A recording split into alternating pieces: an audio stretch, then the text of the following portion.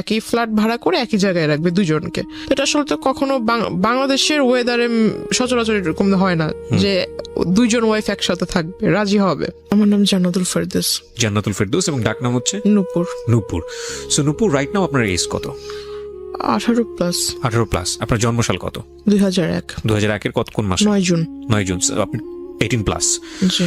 So নূপুর, আপনি কি এই জীবন গল্প অনুষ্ঠানটা শুনতেন আগে থেকে বা দেখতেন? আমি প্রথম থেকেই শুনতাম, একদম প্রথম থেকে। আমার 9 বছর ধরে আমি এই ধরনের অনুষ্ঠান মেবি আমি অত বছর ধরে শুনতে পারিনি, বাট আমি বিগত 2 বছর কি আড়াই বছর, মানে আমি তো এর আগে আরেকটা রেডিওতে করতাম, সেখানেও হয়তো বা শুনতেন, রাইট? নাকি শুধু ঢাকা এফএম? মানে ইউটিউবে যেগুলো প্রচার হয়েছে আমি সবগুলো শুনেছি।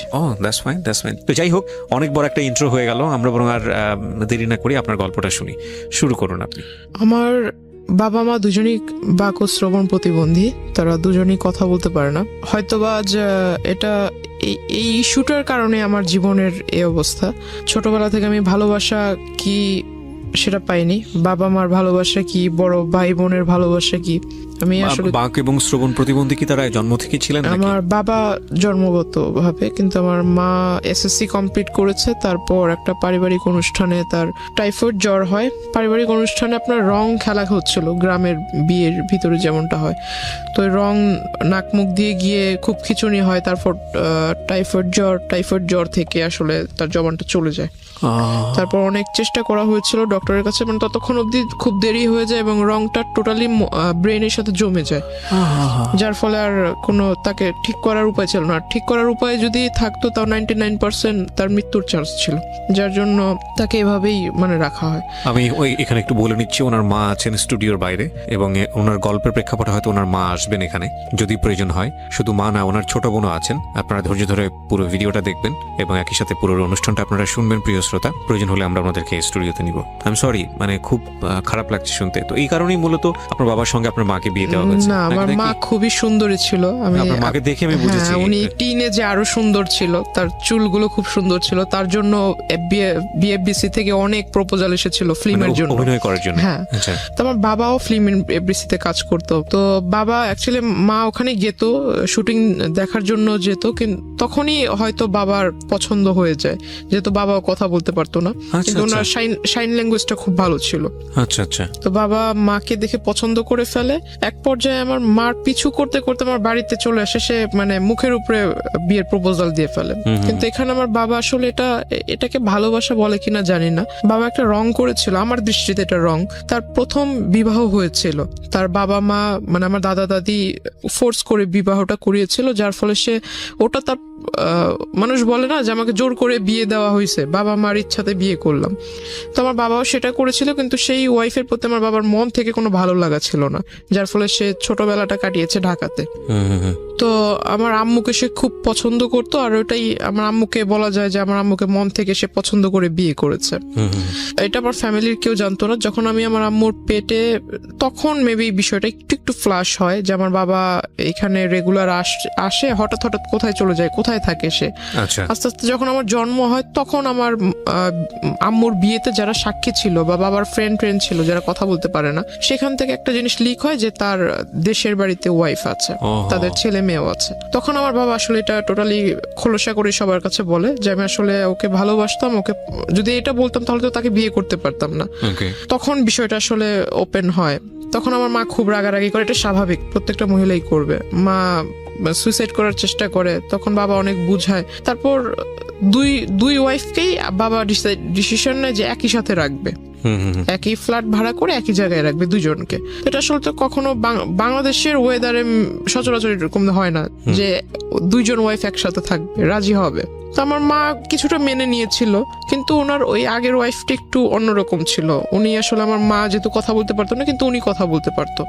তো ওনার চাল চলন একটু অন্যরকম ছিল। বাবা আমাকে খুব আদর করতো, বাবা আমার জন্য যা নিয়ে আসতো এগুলো করতে ওই মহিলা আমার আম্মুর অগোচরে নিয়ে তার বাচ্চাদের দিয়ে দিত। আমার মা জিজ্ঞাসা করতো আমার মেয়ের খাবার ওদের দিচ্ছে, দুজনের জন্য তো সমান সমান আনছে। এক পর্যায়ে আমার মাকে, মানে বাবা ছিল না ওই দিন, মা রান্না করতেছিল, মাকে নাকি পিছন থেকে এসে ওই পা বটি দিয়ে মানে জবাই করার জন্য পিছন থেকে আসে। মা যখন পিছনে ঘুরে তখন দেখতে পায় মা তাকে ধাক্কা দিতে গেছে, তখন সিলিন্ডার দিয়ে মানে আমার মার মাথায় আঘাত করে সে।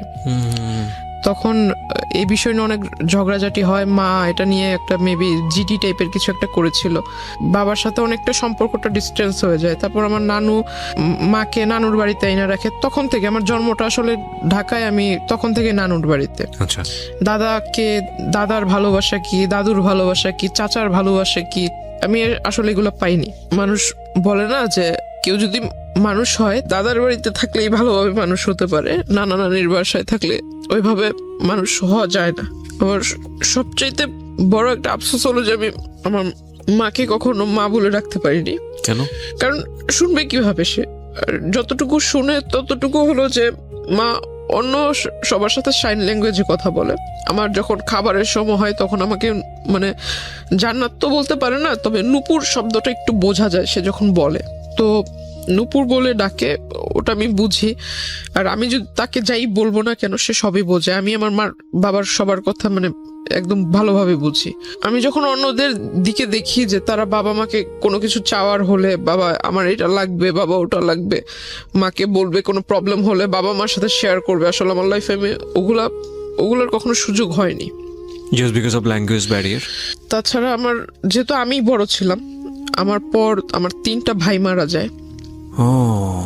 কি বলো ওটাকে, মানে ডেলিভারি টাইমটা হতো, তখনই আমার আম্মুর মানে জ্বর হয়ে যেত, প্রচুর জ্বর হয়ে যেত। জ্বরের ফলে বেবিটা ভিতরে বয়েল হয়ে যেত একদম। মানে যখন ভূমিষ্ঠ হতো তখন ডক্টর আমাকে দেখিয়েছে, আমার মার হাই প্রেশার, তো আম্মুকে কখনো এটা ডক্টর দেখায়নি, 3টা বাচ্চাই দেখায়নি, আমাকে দেখিয়েছে, আমি কোলে নিয়েছি, যখন হাতে টাচ করেছে চামড়াটা উঠালে এভাবে উপরে উঠতো, ভিতরেই সিদ্ধ হয়ে গিয়েছে। তখন আমার খুব ছোটবেলা থেকে আমার বাবার খুব ছেলের প্রতি খুব আকর্ষণ ছিল, যে একটা মেয়ে একটা ছেলে থাকবে।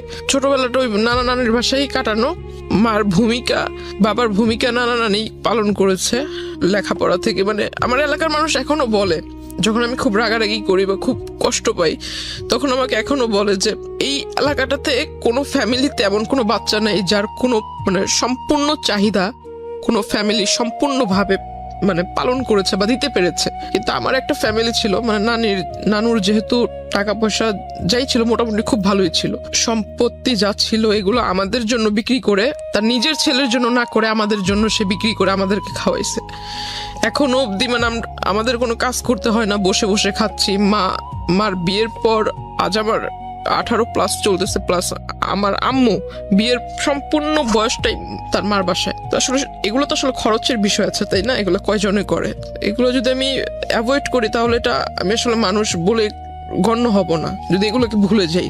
আমার জন্মের পর যেটা বললাম যে আমার বাবার ছেলের প্রতি একটা আকর্ষণ ছিল, আমার মাকে খুব ফোর্স করলো, যেহেতু 3টা ছেলে মারা গেছে, বাবা খুব রাগান্বিত ছিল। আমার পরপর যে বাচ্চাটা মারা যায় সেটার ফলে আমার বাবার একটা সন্দেহ ছিল যে আমার নানি এটা মেরে ফেলেছে।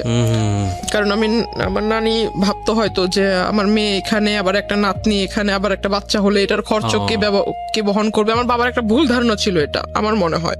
বাবা এটা মানে পুলিশ কেস পর্যন্ত গড়িয়ে গিয়েছিল যে আমার শাশুড়ি বাচ্চাটাকে মেরে ফেলেছে, এরকম খুব একটা ঝামেলা হয়।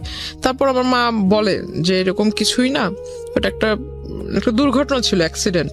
তারপর বাবা খুব ফোর্স করে মাকে পরবর্তী বাচ্চা নেওয়ার জন্য। দুর্ভাগ্যক্রমে মানে হয়ে যায় মেয়ে। দ্যাট মিন আমার যে বোনটা বাহিরে আছে, 3টা বাচ্চা মারা যাওয়ার পরে মেয়ে, 3টা বাচ্চা মারা যাওয়ার পর 16 বছর যখন আমার যখন 16 বছর চলে তখন আমার এই বোনটা। ওকে, ওর বয়স কত এখন? ওর এখন 4 চলতেছে। 4 চলছে। যখন আমরা জানতে পারি যে মেয়ে, যে হসপিটালে মেবি চেক আপ করলে বোঝা যায় যে মেয়ে হবে, তো এই বিষয়টা আমার মা কেন যেন আমার বাবার কাছে বলেনি। মা হয়তো ভেবেছে এটা বলার পর আমার বাবা নারাজ হবে বা ঝগড়াঝাটি করবে। তো আমি আসলে ওই বিষয়টা বুঝিনি, তখন আমি খুব ছোট। বাচ্চা হলো, আমি খুব খুশি যে আমার 3 ভাই আমি নিজের হাতে দেখেছি তাদের লাশটা, তো আমার একটা বোন হবে, আমি খুব খুশি। যে ভাই না হলো, বোন তো পাবো। বোনটা যেদিন হলো সেদিন হসপিটালে আমি দেখতে গিয়েছি, বাবা বাহিরে ছিল। বাবাকে শুধু পিকচার পাঠিয়েছিলাম, বাবা বারবার জিজ্ঞাসা করেছিল ছেলে হয়েছে না মেয়ে হয়েছে, বারবার এক কথাই জিজ্ঞাসা করতেছিল। বাচ্চাটা এত সুন্দর সেটা আমাকে কিছু বলতেছে না, শুধু বলতেছে যে ছেলে না মেয়ে। তা আমি কিছু বলিনি, আমি বললাম বাবা আমি এগুলো দেখিনি, বাবু হয়েছে খুব সুন্দর, মার কাছে রেখেছে, আমি শুধু এতটুকুই দেখছি। তখন আমার মা আমাকে বুঝালো যে তোমার 3 ভাই মারা যাওয়ার পর তোমার বাবা আমার সাথে অনেক খারাপ ব্যবহার করেছে, এখন তো মেয়ে হয়েছে, দেখবা ওর কপালটা পুড়লো। ও যখন মানে যে 1 মাস 2 মাস হয়ে যায় তখন ওর চুল ফেলবে, বাচ্চাদের ফার্স্ট চুলটা ফেলবে, তখন বাচ্চাদের জন্য যে প্যাকেট করা থাকে না যে নানান রকম কসমেটিক্স, তো এগুলো মেবি এক্সপায়ারি ডেট মানে ওভার।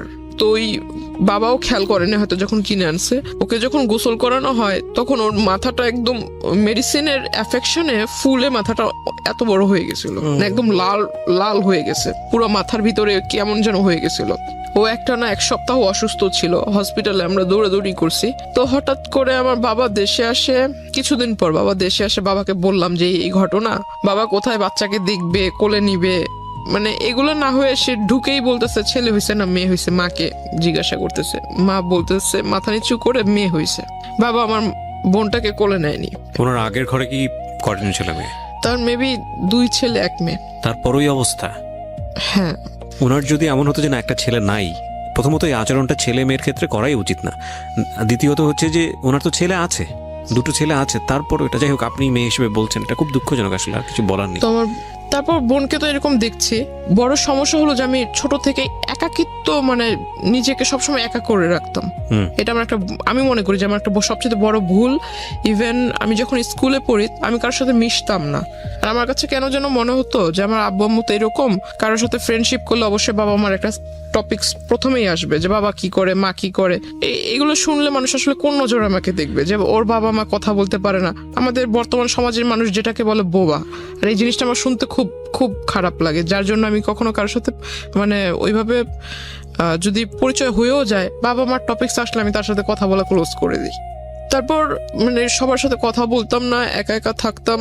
তো সবাই মনে করতো আমি অনেকটা হিংসুটে বা আমি একটু অন্যরকম, সবার সাথে মিশতে পারি না, আমার ভিতরে জেলাসি কাজ করে। তো আমি আসলে কারো কে আমাকে নিয়ে কি ভাবলো এগুলো আমি কানে দিতাম না।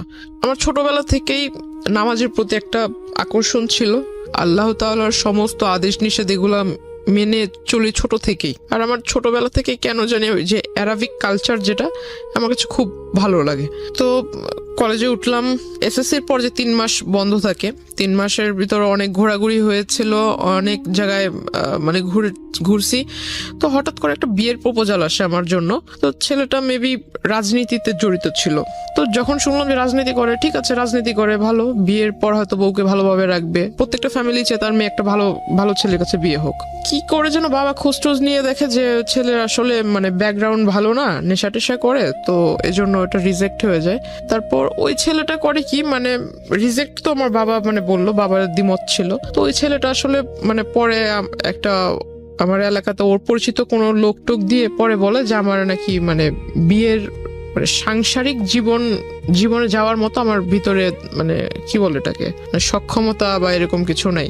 কে বলে এটা? মানে ওই লোকটা বলে। আচ্ছা, যার সঙ্গে বিয়ে হওয়ার কথা। হ্যাঁ হ্যাঁ। তারপর আমার শুনতে মানে যখন শোনার পর আমি আর বাড়িতে কিছু বলিনি, বললাম যে এই লোকের সাথে তো আর আমার বিয়ের সম্বন্ধটা আগায় নেই বা ওইরকম কোনো কথা হয়নি, জাস্ট দেখা সাক্ষাৎ হয়েছে, বাসায় আসছে দেখার জন্য, ওই পর্যন্ত। তাহলে এই বিষয় নিয়ে আর আগায় দরকার কি? ওই বিয়ের প্রস্তাবটা ওটা সবকিছু আমরা ভুলে গেলাম। তারপর আমি ভাবলাম যে সামনে কলেজে ভর্তি হতে হবে, কলেজে যাব, আর নতুন কলেজ, নতুন এরিয়া।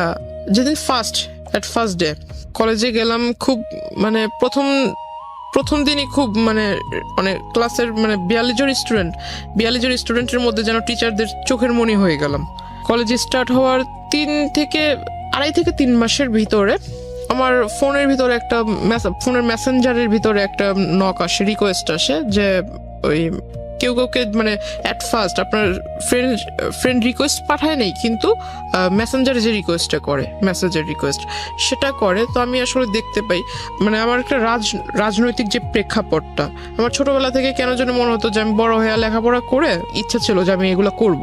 তখন ওই টাইমটাতেই ওই লোকটা আমার প্রোফাইল পিকচারে ছিল, ওই যে পিকচারটা ছিল, সেই পিকচারটা দেখে উনি আমাকে নক দেওয়ার পর সে আমাকে ডিরেক্টলি অ্যাট ফার্স্ট নক দিয়ে আমার নাম্বার চায়। ইভেন সে লিখে যে আপনি যদি আমার দলের ভিতরে আসেন তাহলে আপনাকে দেখে অনেক লোক উপলব্ধ হয়ে, আপনাকে দেখে অনেক লোক, আপনার আশেপাশের অনেক লোক আমার এখানে আসবে। আপনার প্রোফাইল পিকচারের মধ্যে দলীয় কোনো ব্যাপার স্যাপার ছিল? হ্যাঁ হ্যাঁ। ওকে। আর আমি জানতাম না যে প্রোফাইল পিকচার আমার সাথে যিনি ছিল ওনার সাথে আবার ওনার আগে থেকেই পরিচয় আছে। ওটা উনি দেওয়ার পর আপনার প্রোফাইল পিকচারের মধ্যে এমন একজন ব্যক্তি ছিল যার সঙ্গে যিনি আপনাকে নক দিয়েছেন তার পরিচয় ছিল? হ্যাঁ। ওকে। মানে ওনার ওখানে উনি কাজ করতো, যিনি আমাকে নক দিয়েছে। তো উনি আমাকে যখন এই মেসেজ দেয় তখন আমি ভাবলাম যে উনি আমাকে মেসেজ দিয়েছে, আমি ওনাকে চিনি না, উনিও আমাকে চিনে না। এই প্রথম যেহেতু মেসেজ দিয়েছে, মেসেজ দিয়ে আবার নাম্বার চাচ্ছে প্রথমেই নাম্বার চাচ্ছে, প্লাস বলছে যে আমার দলে আসলে আপনার লাইফটা অনেক ভালো হবে, লাইফটা অনেক ভালোভাবে লিড করতে পারবেন, অনেক বড় পোস্ট পাবেন, দেশে বিদেশে ভ্রমণ করতে পারবেন, আরো অনেক কথা। তো আমি আসলে এই কথা শুনে আমার কাছে মনে অনেকটা মানে টাউট টাইপের মনে হয় যে লোক বাট পারে, মানে আমি তো এখনো পূর্ণ এজে পৌঁছায় নেই, তো আমি কিভাবে রাজনীতি করব? আর আমাকে সে পোস্ট দিবে, আমি পোস্ট মানে আমার একটা সিগনেচারে মানুষ এই দেশ থেকে ওই দেশে চলে যাবে, এটা আবার এমন কোন ক্ষমতা? দুনিয়াতে তো অনেক রাজনীতিবিদ আছে যাদের বয়স অনেক বেশি, একটা নির্দিষ্ট টাইম থাকে না। তো আমিও ওটা মিন করে মানে তার সাথে আর কথা বলিনি, সে আমাকে রিকোয়েস্ট পাঠিয়েছে, তার সাথে কোনো কথা না বলে আমি সাথে সাথে রিকোয়েস্টটা রিমুভ করে দিই। অনেকদিন যায়, সে আবার অন্য একটা আইডি থেকে রিকোয়েস্ট মানে ওইভাবে রিকোয়েস্ট করে সেম কথা বলে, তখন আমি বুঝতে পারি যে অন্য আইডি হলে কি হবে, লেখা তো সেম, নাম্বারটাও সেম, আমি ওটা রিমুভ করে দিই। তারপর সে আমাকে সে একটা কাজ করেছিল যে আমার ফেসবুকের ভিতরে যে পিকচারগুলো আমি আপলোড দিতাম সেগুলো সবকিছু পাবলিক ছিল, পাবলিক থাকলে মেবি লাইক টেক বেশি আসে এরকম কিছু। আমি আসলে বুঝতাম না যে পাবলিক থাকলে পাবলিক অনলি মি থাকলে পিকচার মেবি দেখতে পারবে না, অনলি মি থাকলে শুধু আপনি দেখতে পারবেন, ফ্রেন্ডস থাকলে আপনার লিস্টে যারা আছে তারা দেখতে পারবে, ফ্রেন্ডস অফ ফ্রেন্ড থাকলে তাদের ফ্রেন্ডরা দেখতে পারবে। প্রোফাইল গার্ডের যে সিস্টেমটা, এটা তো মেবি ইনস্ট্যান্ট হয়েছে। তো তখন প্রোফাইল পিকচারে ওরকম লকটক সিস্টেম ছিল না, পিকচারটা সে ডাউনলোড করে রেখেছে, ডাউনলোড করে মেবি ওই যে প্রিন্ট আকারে বের করেছে। তারপর আমার ওখানে ইউনিফর্ম পরা কিছু ছবি ছিল, ইউনিফর্মের সাথে আপনার যে আইডি কার্ডের যে লেসটা হয়, লেসের ভিতরে কলেজের নাম ছিল, সে সমস্ত কিছু ডাউনলোড করে মানে টোটালি অ্যাডভান্স ছিল, কোন পিকচারে মানে কোন ডেটে কোন পিকচার ছেড়েছি, আজকে একটা পিকচার ছেড়েছি, যে কমেন্ট করেছে সে কালকে পিকচার স্টাডি করেছে জিনিসগুলো, হ্যাঁ সমস্ত কিছু সে নোট করেছে, প্লাস স্ক্রিনশট রেখেছে কারা কারা মানে রেগুলার কমেন্ট করে, লাইক করে, প্লাস ওইখানে আপনার লাইক কমেন্ট এন্ড স্মাইলি দেওয়ার সিস্টেম আছে, এন্ড লাভ চিহ্নর মেবি একটা রিঅ্যাকশন আছে, ওইরকম কারা কারা দেয়, হ্যাঁ সমস্ত কিছু। সে একটা মানে তার একটা স্বভাব ছিল কি সবকিছু লিখে, মানে কাগজ কলম তার কাছে মানে সবকিছু লেখার ভিতরে সে এক্সপার্ট ছিল। তো এরকম নোট করে রাখে, ছবি টবি প্রিন্ট করে রাখে, যা যা ছবি ছিল সমস্ত ছবি সে ডাউনলোড করে। তারপর যে কলেজের ছবিটা ছিল সেই ছবিটা নিয়ে আমার কলেজে যায়, কলেজে যাওয়ার পর এটা খোঁজে, কলেজের ওইখানে আমাদের সিস্টেম ছিল যে বাহিরের কেউ আসতে পারবে না, প্লাস কোনো গার্ডিয়ান ভিতরে আসতে পারবে না, গার্ডিয়ান যদি আসে তাহলে গেটের বাইরে থাকতে হবে, টাইম হয়ে যাবে ছুটির তখন নিয়ে যাবে। তো সে করতো কি যে কলেজ গেটের এখানে যারা পাহারাদার থাকতো, আনসার টাইপের কিছু লোক ছিল, তো এদেরকে পিকচার দেখাতো। এখন স্টুডেন্ট অনেক, কয়জন রে ওই দারোয়ানরা মনে রাখবে, তো এটা আসলে পসিবল হয় না। সে করতো কি রোডের ওই পার অপোজিটে ছিল আপনার ছোট একটা ক্যাফে শপ, সেখানে মানে আমি কখন আসলে যেতাম না, তো ওইখানে এসে মানে ভিতরে গ্লাস সিস্টেম ছিল, ভিতরে বসে বাইরে দেখা যাবে কিন্তু বাইরে থেকে কেউ বুঝতে পারবে না যে ভিতরে কেউ আছে কিনা, এমন সিস্টেম ছিল। তো সে ভিতর থেকে আমাকে ফলো করতো, ইভেন সে দারোয়ানকে আর ওই ক্যাফের ওই যারা সার্ভিস করে, সার্ভ টার্ভ করে, ওয়েটার, এদেরকে মানে টাকা দিয়ে রেখেছিল। যে এটা তো আপনি একদম পরে গিয়ে জেনেছেন, ইনিশিয়ালি তো আপনি এগুলো জানতে পারেননি, যখন তার সঙ্গে আপনার পরিচয় হয়েছে বা সামথিং, আমি গেস করছি যে কিছু একটা হয়েছে, ইনিশিয়ালি আপনাকে নক করলো কিভাবে সেদিকে একটু জান প্লিজ। হ্যাঁ, তো মানে তার সাথে আমার কিভাবে পরিচয় হয় এটা সেই জায়গাটাই জান। আচ্ছা, তারপরে কি তো আপনি জানতে পেরেছেন এগুলো? তখনই আমি ফলো করি, মানে সে যে দোকানে বসে থাকতো তখন আমি এটা ফলো করছি বেশ কয়েকদিন, কারণ যে তার প্রথম আইডি থেকে যখন আমাকে নক করে সেখানে পিকচার ছিল পাসপোর্ট সাইজ, মানে সে আরো মেবি আরো 10 বছর আগে পিকচার তুলেছিল সেই পাসপোর্ট সাইজের ছবি, কিন্তু সে বর্তমানে যেরকম দেখতে এমন কোনো পিকচার ছিল না। আর তার প্রোফাইলে যেহেতু তার সাথে আমার ফেসবুক ফ্রেন্ডশিপ ছিল না, তো তার ওইখানে ঢুকে জাস্ট তার অতীতের যে কিছু কিছু পোস্ট সেটা দেখতে পাচ্ছিলাম। রিসেন্টলি যে পোস্টগুলো আপলোড করেছে এগুলো দেখার কোনো সুযোগ ছিল না আমার জন্য। পিকচারে যেটা দেখেছিলাম প্রোফাইল পিকচারে কিছু কিছু আইডিয়া ছিল, যদি আমি তার ওই ড্রেস আপ বাদ দিয়ে শুধু ফেসটার দিকে ফোকাস করি, গুগলস বাদ দিয়ে যদি ফেসটাকে দেখি তো কিছুটা মিল পাচ্ছিলাম। এই লোক আমাকে নক করেছিল, আর এই লোকটাই প্রতিদিন এভাবে এই জায়গায় দাঁড়িয়ে থাকে, এভাবে আমার দিকে তাকিয়ে থাকে। অনেক মেয়েই তো আছে, সে আমাকে দেখে দেখে মুস্কি হাসির মানে কি, তাই না? এটা কিছু কিছু তো বুঝতে পারি।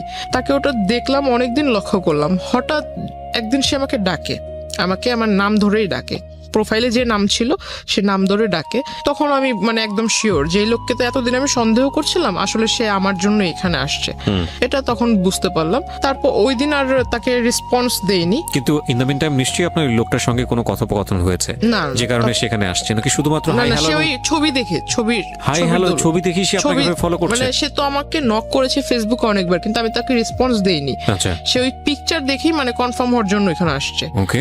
প্লাস সে করেছে কি, যে কয়দিন আমার সাথে মানে প্রথম দিকে আমার সাথে যখন কথা বলার চান্সটা হয়নি, সে করেছে কি আমার সাথে যাদের পিকচার ছিল আপলোড করেছিলাম, যারা সেকেন্ড ইয়ারের স্টুডেন্ট ছিল, এদের সাথে একটা ভালো কম্বিনেশন করে ফেলেছে। কিভাবে কম্বিনেশন করেছে, সে পরিচয় দিয়েছে সে আমার দাদু, আপন দাদু। আমার বাবা মা দেশের বাইরে থাকে। আর আমি যেটা করেছিলাম, আপনাকে প্রথমে বলেছিলাম যে আমার অ্যারাবিক কালচারের প্রতি একটা একটা মানে কি বলে এটা, ঝোঁক ছিল, ভালোবাসা ছিল। হ্যাঁ, মানে ওটা আমি মেনটেন করতাম আর কি। তো আমি করেছিলাম যে যারা, তখন আমি আসলে বুঝতাম না, আইডিটা যেহেতু আমার ক্লাস 8 থেকে শুরু, তো আমি আসলে বুঝতাম না। আমি অনেকেরই দেখেছি যে ফেক আইডি তৈরি করে, তখন বুঝতাম না ফেক আইডি কি। অনেকে অনেক রকম ডিটেলস দেয় যে আমি থাকি এখানে কিন্তু অ্যাড্রেস দেয় অন্য জায়গার। তো আমি যেহেতু অ্যারাবিক কান্ট্রি লাইক করতাম, তো আমি করেছিলাম কি যে ইউনাইটেড মানে আপনার দুবাইয়ের একটা অ্যাড্রেস দিয়েছিলাম, স্কুলও ওইখানকার দিয়েছিলাম। তো আমি মানে আরবিতেও ভালো, ইংরেজিতে মোটামুটি ভালো, বাংলায়ও ভালো। তো আমার মানে এটা দিলে কে এটা দেখতে আসবে, আমার ধারণা ছিল এরকম। আর আইডিটাও খুলে দিয়েছিল আমার এক ভাগিনা। তো আসলে পাসওয়ার্ড টাসওয়ার্ড সব ও জানতো, এগুলোর প্রতি এটা যে আসলে ইম্পর্টেন্ট এটা আর আমার মাথায় ছিল না। সে ওই জিনিসটা আসলে নোটিস করেছে যে আমি দুবাইয়ের নাগরিক, আমার বাবা মা ওখানে থাকে, সেও এটা পরিচয়।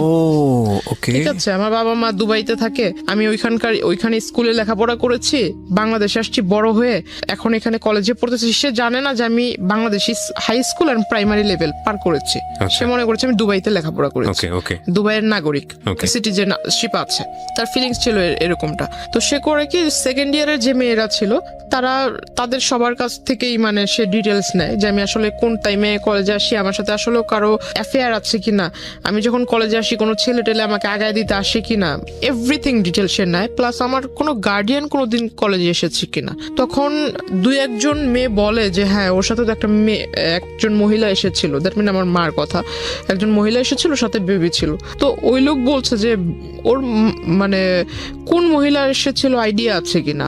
তো আপনার সঙ্গে এগুলো আপনি জেনেছেন কিভাবে? মানে ওই মেয়েদের কাছ থেকে। আচ্ছা, ওই মেয়েরা এসে আপনাকে নক করেছে? মানে ওরা ওই মেয়েদের সাথে, আমার সাথে তো তার কথা হচ্ছে না, কিন্তু ওই মেয়েদের সাথে সে ভালো একটা কন্ট্রিবিউশন করে ফেলছে। সো পরবর্তীতে মেয়েরা এসে আপনাকে এটা বলেছে? আমাকে বলেছে, মানে যেমন গতকালকে ঘটনা ঘটেছে, আজকে এসে বলছে যে এরকম একজন তোমাকে খোঁজ করছিল। ওকে, আমাকে বলছে, পরে আমি জানতে পারলাম। তো ওরা বলছে যে ওর মা, তো উনি বলছে যে ওর মা কিভাবে হবে, ওর মা বাবা তো দুজনেই দুবাইতে থাকে, আমি ওর দাদু, আপন দাদু, আমি শুধু বাংলাদেশে। ওর সমস্ত দেখাশোনা সমস্ত কিছু আমি করি, ওর লেখাপড়ার খরচ বাবদ সবকিছু আমি বহন করি, বাবা মা বাইরে থাকে। তখন আমাকে বললো যে তুমি ওই দিন যে মহিলা আসছে, তো আসলেই কি উনি তোমার আম্মু? তো আমি বললাম হ্যাঁ, এতে সন্দেহ আছে নাকি। পরের দিন আমি আমার মাকে বোনকে, নানুকে বললাম যে তোমরা একটু কলেজে আইসো, আমার টিফিন পিরিয়ডের পরে কলেজে এসো। তারা গিয়েছে, তখন আমি সবাইকে দেখালাম যে আমার আম্মু, এটা হলো আমার নানু। তো সবাই বলতেছে তুমি এত স্মার্টলি চলাফেরা করো, তোমার নানু এরকম কেন? এখন কাউকে আর বুঝাইতে পারি না যে আমার নানু তো হলো গ্রামের মহিলা, কারণ সে যেভাবে চলা পছন্দ করে সে ওভাবেই চলবে। তো সবার ভিতরে একটা ডাউট ছিল যে আমি হয়তো মানে একদম লোয়ার ক্লাস, মিডল ক্লাস যেমনটা থাকে, মিডল তো একটু উচ্চবিত্ত, মেবি মধ্যবিত্ত, তার লোয়ার ক্লাসে যেমন থাকে, যে ওইখান থেকে উঠে এসে হয়তো একটু পার্ট নিচ্ছি, এমন একটা ধারণা ছিল। কারণ ওই যে আমার দাদু সেজেছে, সে অনেক কিছু মিসআন্ডারস্ট্যান্ডিং তাদের ভিতরে তৈরি করে দিচ্ছে। এখন সবাই আমাকে একটু অন্য নজরে দেখছিল যে আমি আসলে মিথ্যা বলছি, এটা সেটা। সবাই একে অপরের সাথে মানে একটু উকি ঝুঁকি করে কথা বলছিল। আমাকে যখনই কেউ দেখে তখনই আমার সামনে একজন আরেকজনের কানে কানে কথা বলে, তখন আমার কাছে একটু সন্দেহ হলো। এই গতকালকে ওই লোকের কথা শুনলাম, ওই লোককে সন্দেহ করতেছিলাম, সন্দেহটা বাস্তবায়ন হলো। আবার এখন এরা আমাকে, এতদিন এরা আমার সাথে কথা বলার জন্য সামনে আসতো, গায়ে পড়ে কথা বলবে, আমি কথা বলতাম না।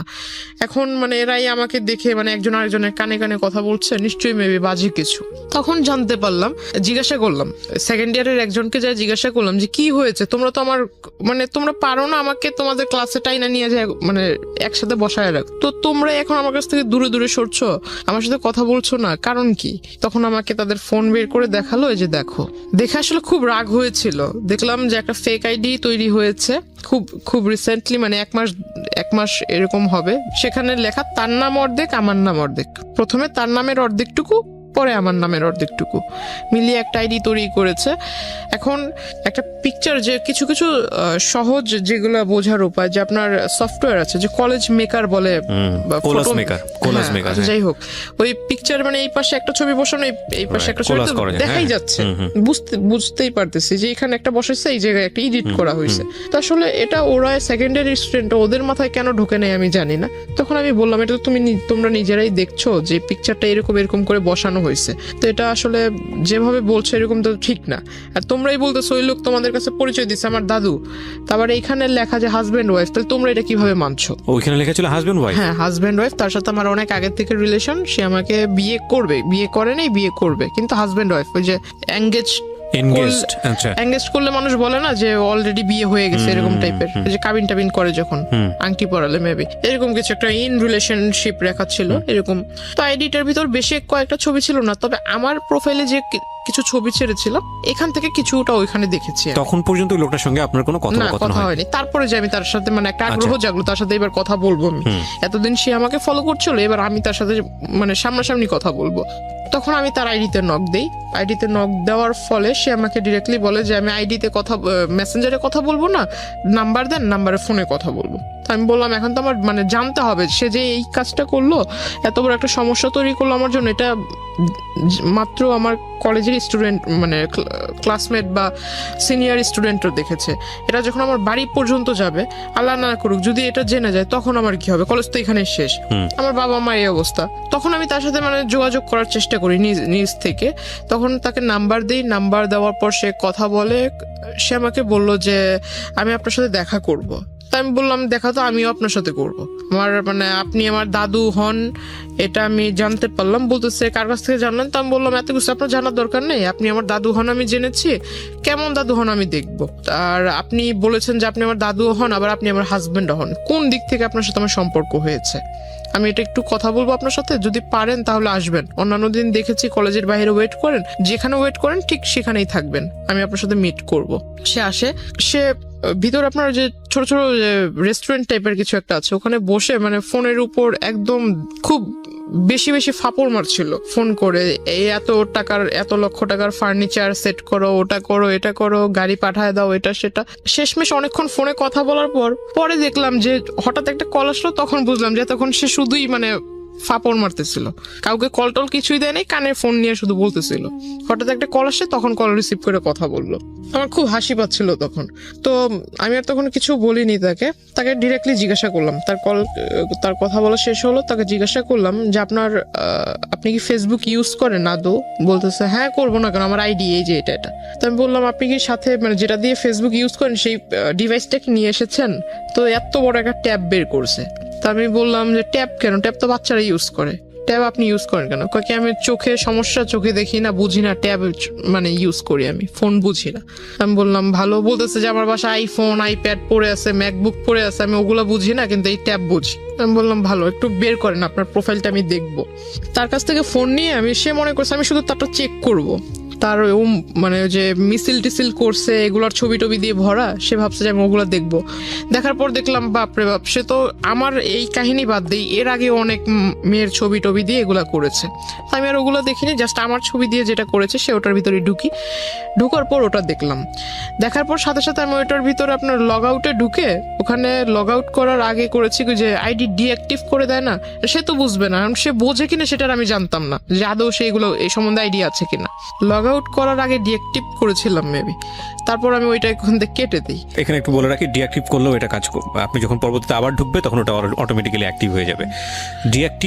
আইডি ডিঅ্যাক্টিভ হলে যে সেটা পার্মানেন্টলি ডিলিট হয় বিষয়টা এরকম না, পার্মানেন্টলি ডিলিটের আলাদা একটা অপশন আছে। হ্যাঁ, সো আইডি ডিঅ্যাক্টিভ করা মানে হচ্ছে আইডিটা অ্যাক্টিভ না। ওই দিন যে করে দিয়েছে তারপর আর ওই আইডি সে চালায়নি। আচ্ছা fine, it's very interesting. But ID deactive করলে আইডিটা ডিঅ্যাক্টিভ হয় না, ওইটা আলটিমেটলি একটা রিজিউম হয়ে থাকে। আপনি যখনই আবার আইডিতে ঢুকবেন সঙ্গে সঙ্গে ওটা অ্যাক্টিভ হয়ে যায়। হ্যাঁ বলেন। তো আমি ওটা করে দিলাম, দেওয়ার পর মানে তখন একটু চিন্তা করলাম যে এই লোকের সাথে মানে কোনো মতো কথা বলে আমার যা কাজ করার ছিল করছি। আর ওখানে দেখলাম যে মেসেঞ্জারে ঢুকে দেখলাম ওই আইডিটাতে যে আমার আইডিতে যারা রেগুলার লাইক কমেন্টস দিত, এদের প্রোফাইলে ঢুকে এদের মেসেঞ্জারে, মানে কারোর সাথে ফ্রেন্ডশিপ করেনি, বাট মেসেঞ্জারে ঢুকে ঢুকে খুব বাজে বাজে কথা বলছিল, তুই করে অনেক বাজে বাজে কথা বলছিল যে আমার ওয়াইফ, ও আমার হাজবেন্ড, তুই আমার সাথে ওই আমার আইডিতে কেন এইগুলা করিস, ওটা মানে খুব বাজে বাজে লেখা ছিল।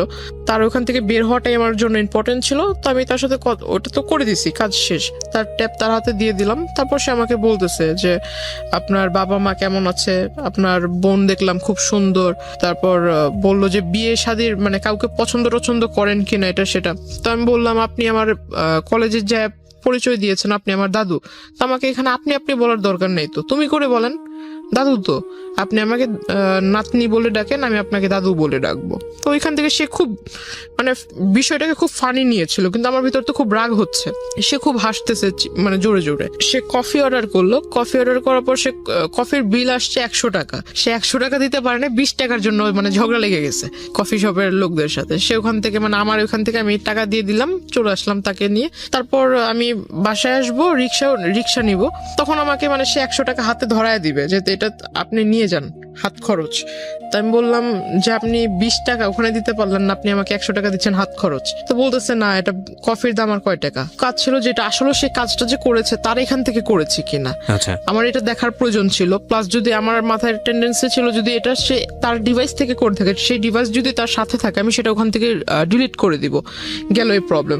সে যদি মানে নেটওয়ার্কিং সাইটে যদি ভালো জ্ঞাত থাকে তাহলে ভালো, আর যদি জ্ঞাত না থাকে তাহলে এটা আমার জন্য প্লাস পয়েন্ট। ওইখান থেকে যদি আমি ডিলিট করে দিই তাহলে সেটা আর সে করতে পারবে না। রাইট, আমরা এখানে দুটো জিনিস যুক্ত করতে চাই গল্পটার শক্ত অবস্থান করার জন্য, কারণ ইতিমধ্যে অনেকের মনেই অনেক ধরনের প্রশ্ন চলে এসছে।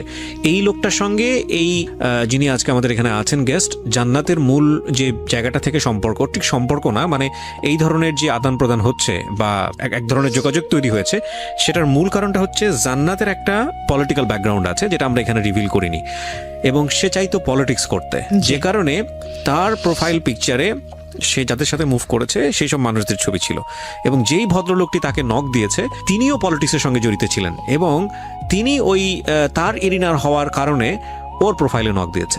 নক দেওয়ার পরে ওদের মধ্যে কোনো এক রকমের কথোপকথন হয়েছে। সামহাও ওই পিপলটা, মানে যে ভদ্রলোককে আমরা এখানে কথা বলছি, তিনি জান্নাতকে ট্র্যাক করা শুরু করেছেন, এবং ট্র্যাক করে যখন কনভিন্স করতে পারছে না তখন তার নামে উল্টাপাল্টা ছড়াচ্ছে অ্যাকর্ডিং টু জান্নাত। এবং জান্নাত এইটাকে মিটিগেট করার জন্য, এইটাকে সলভ করবার জন্য এই লোকটার সঙ্গে দেখা করেছে। ওকে, আমি সবসময় বলি যে স্টোরি লাইনটা হচ্ছে এটা, বিলিভ করা না বিলিভ করা এটা আপনার ব্যাপার, কিন্তু যেই জায়গাটা নিয়ে বিতর্ক থাকবে না পুরো গল্পটা বলার পরে, সেই জায়গাটা কি সেটা আমি স্টোরি বলার পরে আপনাদেরকে ক্লিয়ার করব। জি, ওইখান থেকে আমি বাসায় চলে আসি, তার টাকাটা তাকে ফিরিয়ে দিয়ে বাসায় চলে আসি। তারপরের দিন সে আবারও সেম টাইমে, আমার যে ছুটির টাইমটা ছিল, ছুটির টাইমে সে কলেজের ওখানে আসে। তারপর তাকে আমি আসলে বললাম যে আসলে আপনি দাদুর পরিচয় দিয়েছেন, এটা আসলে খারাপ কিছু না। দাদু সেকেন্ডে তো আপনি মিট করেছেন তার সঙ্গে, মানে সে কলেজের ওখানে আসছে পরের দিন, তারপর আপনি দেখা করেছেন পরের দিন আসছে। আমি কলেজ থেকে যখন বের হইতে আমার সামনাসামনি হয়েছে। আমার বাসে উঠলাম, বাস ছিল, বাসে উঠলাম, ওঠার পর সে আমাকে ডাক দিয়েছে। প্রথমে আমি আসলে এটা যেহেতু আমার কাজ যতটুকু ছিল আগের দিন তো আমি করেই দিছি, তারপর তার সাথে কিসের কথা বলা।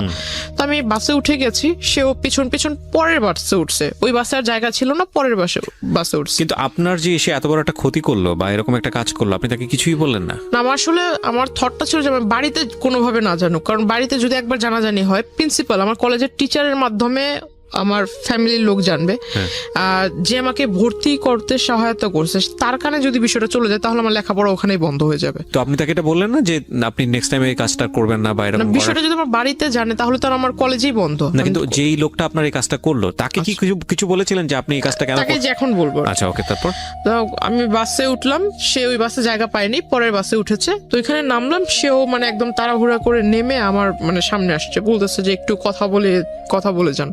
আমি বললাম দেখেন আপনি আমার দাদু হিসেবে পরিচয় দিয়েছেন, ভালো কথা, আপনি যে কাজটা করেছেন, মানে সে মনে করছেন বিষয়টা আসলে এখনো জানি না, সে যে কাজটা করেছেন বিষয়টা জানিই না এটা ভেবেছে। তো আমি তাকে বললাম যে কাজটা করেছেন কাজটা করা ঠিক হয়নি। যদি আপনার সন্তানের জায়গায় আমি নিজেকে রেখে বলি তাহলে আপনি নিজের সন্তানের মতো কারোর সাথে এরকম কিছু করতে পারতেন, বা আপনার সন্তানের সাথে যদি এরকম কেউ করতো আপনি কোন দৃষ্টিতে দেখতেন, আপনি কি করতেন? আপনি যখন এই কাজটা করেছেন আপনার মাথার ভিতরে কি বিবেকের লোপ পেয়েছিল? সে বলতেছে আমি এমন কি কাজ করেছি, আমি তো এমন কিছু করিনি। তখন আমি আমার ফোন থেকে ওই আইডিটা বের করে তাকে দিলাম, এটা কি করেছেন? সে বলতেছে আমি করিনি। তখন তো আইডি ডিঅ্যাক্টিভ, আপনি কিভাবে বের করলেন? না না, তার আইডির যে স্ক্রিনশট, ও আচ্ছা, স্ক্রিনশটটা দেখালেন। স্ক্রিনশট ছিল, সেটা আমি দিলাম। কারণ আমার ওইখানে তো আমি আমারটার সাথে আমি তো আর এই বিষয়ে আগে জানতাম না, এটা তো আমি জেনেছি আমার ওই যে সেকেন্ড ইয়ার স্টুডেন্টের কাছ থেকে। তো আমি এটা দেখালাম, দেখানোর পর বলতেছে না আমি এটা করিনি, এটা হয়তো অন্য কেউ করছে। তো আমি বললাম আপনার আর আমার সম্পর্ক কি, এটা আমি নিজেই জানি না। আপনার আর আমার এমন কোন রিলেশনশিপ বা আপনার সাথে আমার কবে পরিচয় হয়েছে? ফাইন, এখন আমি পরিষ্কার হচ্ছি। মানে আলটিমেটলি আপনি যে ওনার কাছ থেকে আপনার এই ফলস আইডিটা ডিলিট করবেন এটা উনি জানতো না আগে থেকে, না, না। আপনিও জানাতে চাননি, কারণ মানে আপনি টেকনিক্যালি উনি হয়তো ভাবছে যে আমি এই সম্পর্কে জানিই না। রাইট। সো আপনি খুব টেকনিক্যালি জিনিসটা ডিলিট করে দিতে চেয়েছেন। Okay fine. তো আমি তাকে এটা তাকে যখন দেখাই স্ক্রিনশটটা, সে বলতেছে যে না আমি এটা করিনি। তো আমি বললাম যে দেখেন, মানুষ মানেই মরণশীল, মরতে হবে। আর আপনি যেভাবে মানে ডায়লগ মারেন এগুলো আসলে আমার সামনে, আমি আসলে যেটা বললাম যে আমি স্ট্রেট ফরওয়ার্ড কথা বলি, এতে যদি কারো খারাপ লাগে আমার কিচ্ছু যায় আসে না, খারাপকে আমি খারাপ বলবো। আমি তাকে মুখের উপরে বলছি যে এইসব ভণ্ডামি ছেড়ে ভালো হন, রাজনীতি করেন বলে যে আপনার প্রভাব আমাকে খাটাবেন বা আপনি আমাকে উমুকের ভয় দেখাবেন, আমি কিন্তু এতে ভয় পাবো না, আর এসব কথা আমাকে বললেন না। আর যে কাজটা করেছেন কাজটা মোটেও ঠিক হয়নি, আপনাকে আমি সাবধান করব কিভাবে সেটা জানি না, তবে আমি আপনাকে অ্যালার্ট করব যে আপনি এই কাজটা কখনো করেন না। আপনার কাছে একটা রিকোয়েস্ট থাকবে যে আমার কলেজের এখানে সেইভাবে মানে মানুষের সামনে নাম ধরে ডাকা জিনিসটা আমার নিজের কাছেও খারাপ লাগে, আর অন্য 10 জন দেখলে সে তো ভালো কিছু ভাববে না খারাপ ছাড়া। যেহেতু আমি মেয়ে, ছেলে হলে এক কথা। বয়সে উনি কি দাদুর মতোই ছিল? 65। ও ওকে, উনি 65, আপনি 16 তখন, রাইট? কিন্তু সে নিজেকে মানে সে আমার সাথে যখন মিট হয় তখন নিজেকে মানে একদম ওই যে টিনেজারদের মতো, মানে কেউ ড্রেস আপ চেঞ্জ করলে তো আর সে টিনেজার হবে না। ওকে, বোঝা যায় আর কি জিনিসটা। হ্যাঁ, ড্রেস আপ করপ্ট হলো, হ্যাঁ ওইরকম ড্রেস আপ করে আসতো। এগুলো তাকে বললাম, বলার পর সে আসলে হেসে উড়াইয়া দিল। মানে সে বলতেছে যে ঠিক আছে, তাহলে যেহেতু তুমি সবকিছু জানতে পেরেছো আর আমি একটা ভুল করেছি, তাহলে এটা কিভাবে মাফ চাইবো? সবার সামনে এই মানে এই মুহূর্তে রাস্তায় সবার সামনে কি পা ধরে মাফ চাবো? আমি বললাম যে এটা আপনি মূর্খর মতো কথা বলেন কেন? এমন একটা কাজ করেছেন, আপনার তো মানে লজ্জিত হওয়া উচিত, লজ্জা পাওয়া উচিত। আপনি আমাকে ভালোভাবে বলতে পারেন যে আমার ভুল হয়েছে, আমি এই জিনিসটা ভুল করে ফেলছি। আর আপনি যেভাবে বলছেন এটা তো আসলে মানে ভালো মানুষের মতো কথা হচ্ছে না। তাকে বলার পর তারপরও তার কোনো মানে ফিলিংস ছিল না যে আমি একটা অন্যায় করেছি। এটা তাকে আমি ওইখান থেকে আমি চলে আসি, তার সাথে আর কথা বলিনি। পিছন থেকে অনেক ডাক ছিল, আমি আর তার কথা সাড়া দিইনি, রিক্সায় করে চলে আসি। তার পরের দিন সে আসেনি। ওই দিন আমার কিছু মানে ক্লাসমেট ওরা আবার ওই যে আসার সময় আপনার ওইখানে স্ট্রিট হকাররা বসতো, আবার স্ট্রিট ফুড টুটও ভালো ছিল। তো ওরা করতো কি ওইখানে একটা ঢালে এসে খাবার খেত, আইসক্রিম টেসক্রিম এগুলো সবাই আড্ডা দিত। তো আমাকে বলতেছে যে ঠিক আছে চলো, আজকে তোমার সাথে তো আমাদের ওইভাবে পরিচয় হয়নি বা ওইভাবে কথা টথা হয়নি কখনো, আমাদের সাথে চলো একটু, আধা ঘন্টা লেট হলে কিছু হবে না। তা আমার বাড়ি থেকে একটা ছিল, যখন কলেজ ছুটি হয়ে যাবে তার আধা ঘন্টার ভিতরে বাড়িতে থাকতে হবে। এখন সব সময় তার এটা পসিবল হয় না, কারণ রাস্তা যদি জ্যাম থাকে আধা ঘন্টা একটু ওভার হইতে পারে। একটু ওভার হইলে আমার বাসা থেকে আবার একটু রাগারাগি করতো, অন্য কিছু ভাবতো। তো আসলে পরে আমি ওই দিন একটু দেরি হয়ে গেছিল, ওই দিন 2টার মতো বেজে যায়। তারপর আমি বাসা থেকে ওইখান থেকে রিক্সা নিয়ে বাসায় চলে আসি। বাসা থেকে জিজ্ঞাসা করলো, পরে বললাম এই কাহিনী। তখন অবধি শুধু যেহেতু আমি ছোটবেলা থেকে সবকিছু আম্মুর সাথে মানে যে সাইন ল্যাঙ্গুয়েজে আমার কোনো কিছু যেটা করতে যাব বা কোনো কিছু করার একটা স্টেপ নিয়েছি আম্মুর সাথে শেয়ার করতাম, কারণ আমি জানি যে আমার আম্মু আমি যা বলবো সেটা শুধু ভালো হলে আমাকে একটা ভালো সাজেশন দিবে, খারাপ হলেও বুঝাবে, কিন্তু কারোর সাথে এটা লিক করবে না। তো বাবার সাথে আমার সম্পর্ক ভালো, কিন্তু বাবার সাথে শেয়ার করার সাহস ছিল না, মার সাথেই করতাম। তো মাকে আমি অলরেডি বলে দিছি বিষয়টা, ছবি টবিও দেখালাম যে মা এই লোকে এই ঘটনাগুলো করছে। তো মা আমাকে বললো যে তুমি কলেজে যাবা, ড্রেস আপ যেহেতু ওইখানে আবার বোরকার এলাও ছিল না, কলেজ ড্রেসের কালারের বোরকা এলাও না, ড্রেস আপ পরে যেতে হবে, কলেজ ড্রেস পরে যেতে হবে। তো বাসায় আম্মু আমাকে বললো কি যে তুমি ওই ব্যাগে করে যে নেকআপ বলে, নেকআপ ব্যাগে করে নিয়ে যাবা, রাস্তা পর্যন্ত যাবা, কলেজের গেটে ঢুকে নেকআপ খুলে ফেলবা, আবার কলেজ থেকে বের হয়ে নেকআপ পরে চলে আসবা, যাতে কেউ ফেস না দেখে। তো ওটা করলাম। এখন মানুষ, আমার মাথায় এটা ছিল না যে মানুষের চোখ দেখলেও মানুষকে চেনা যায়, যে আসলে চোখ দেখলেও বোঝা যায় যে আমি ওই মানুষটাই এটা। তো সে কিভাবে আমার মানে ফলো করে ফেলছে ওই অবস্থাতেই। আমার নেকআপ টেকআপ বাঁধা ছিল, বাসে উঠছি, বাসে উঠে সনি হলের ওখানে নেমেছি, রিক্সায় দিয়ে 1 নম্বরে মাজার রোডের ঢালে চলে আসছি। সে দৌড়াইতে আসছে পিছন থেকে। এখানে একটা জিনিস খেয়াল রাখবেন প্রিয় শ্রোতা, ওনার না আছে কোনো আপন বড় ভাই, না আছে বাবার দিক থেকে কোনো হেল্প, মা আছেন তিনি আসলে বাক প্রতিবন্ধী, নানা এবং নানু বয়স হয়ে গেছে তাদের। সুতরাং এরকম একটা মেয়ে এরকম একটা বখাটে লোকের দ্বারা প্রতিনিয়ত হ্যারাসমেন্টের শিকার হচ্ছে। অ্যাকর্ডিং টু হার ওয়ার্ডস, যদি আমরা তাকে বিলিভ করি, তাকে তো একটা শেল্টার দিতে হবে, তাকে তো একটা সাপোর্ট দিতে হবে। অন্যান্য ভাই বোনদের ক্ষেত্রে হলে হয়তো এরকম হতো যে ভাইটা সাথে যাচ্ছে বা মাটা সাথে যাচ্ছে, তাকে গার্ড দিয়ে নিয়ে আসছে। ওর ক্ষেত্রে সেটা সম্ভব ছিল না। সো এগুলো একটু খেয়াল রাখবেন। জি বলেন। তারপর তো ওখান থেকে মানে চলে আসছি, সে পিছন থেকে দৌড়ায় আসছে। দৌড়ায় এসে মানে যে রিক্সার যে হুড যেটাকে বলে, এটা পিছন থেকে এরকম টান দিয়ে ধরেছে। তো রিক্সাওয়ালা পিছনে যখন তাকাইছে, ওই লোক হঠাৎ করে সামনে এসে বলতেছে যে তোমার সাথে আমার কিছু কথা ছিল। তাই আমি বললাম, এটা কোন ধরনের সভ্যতা?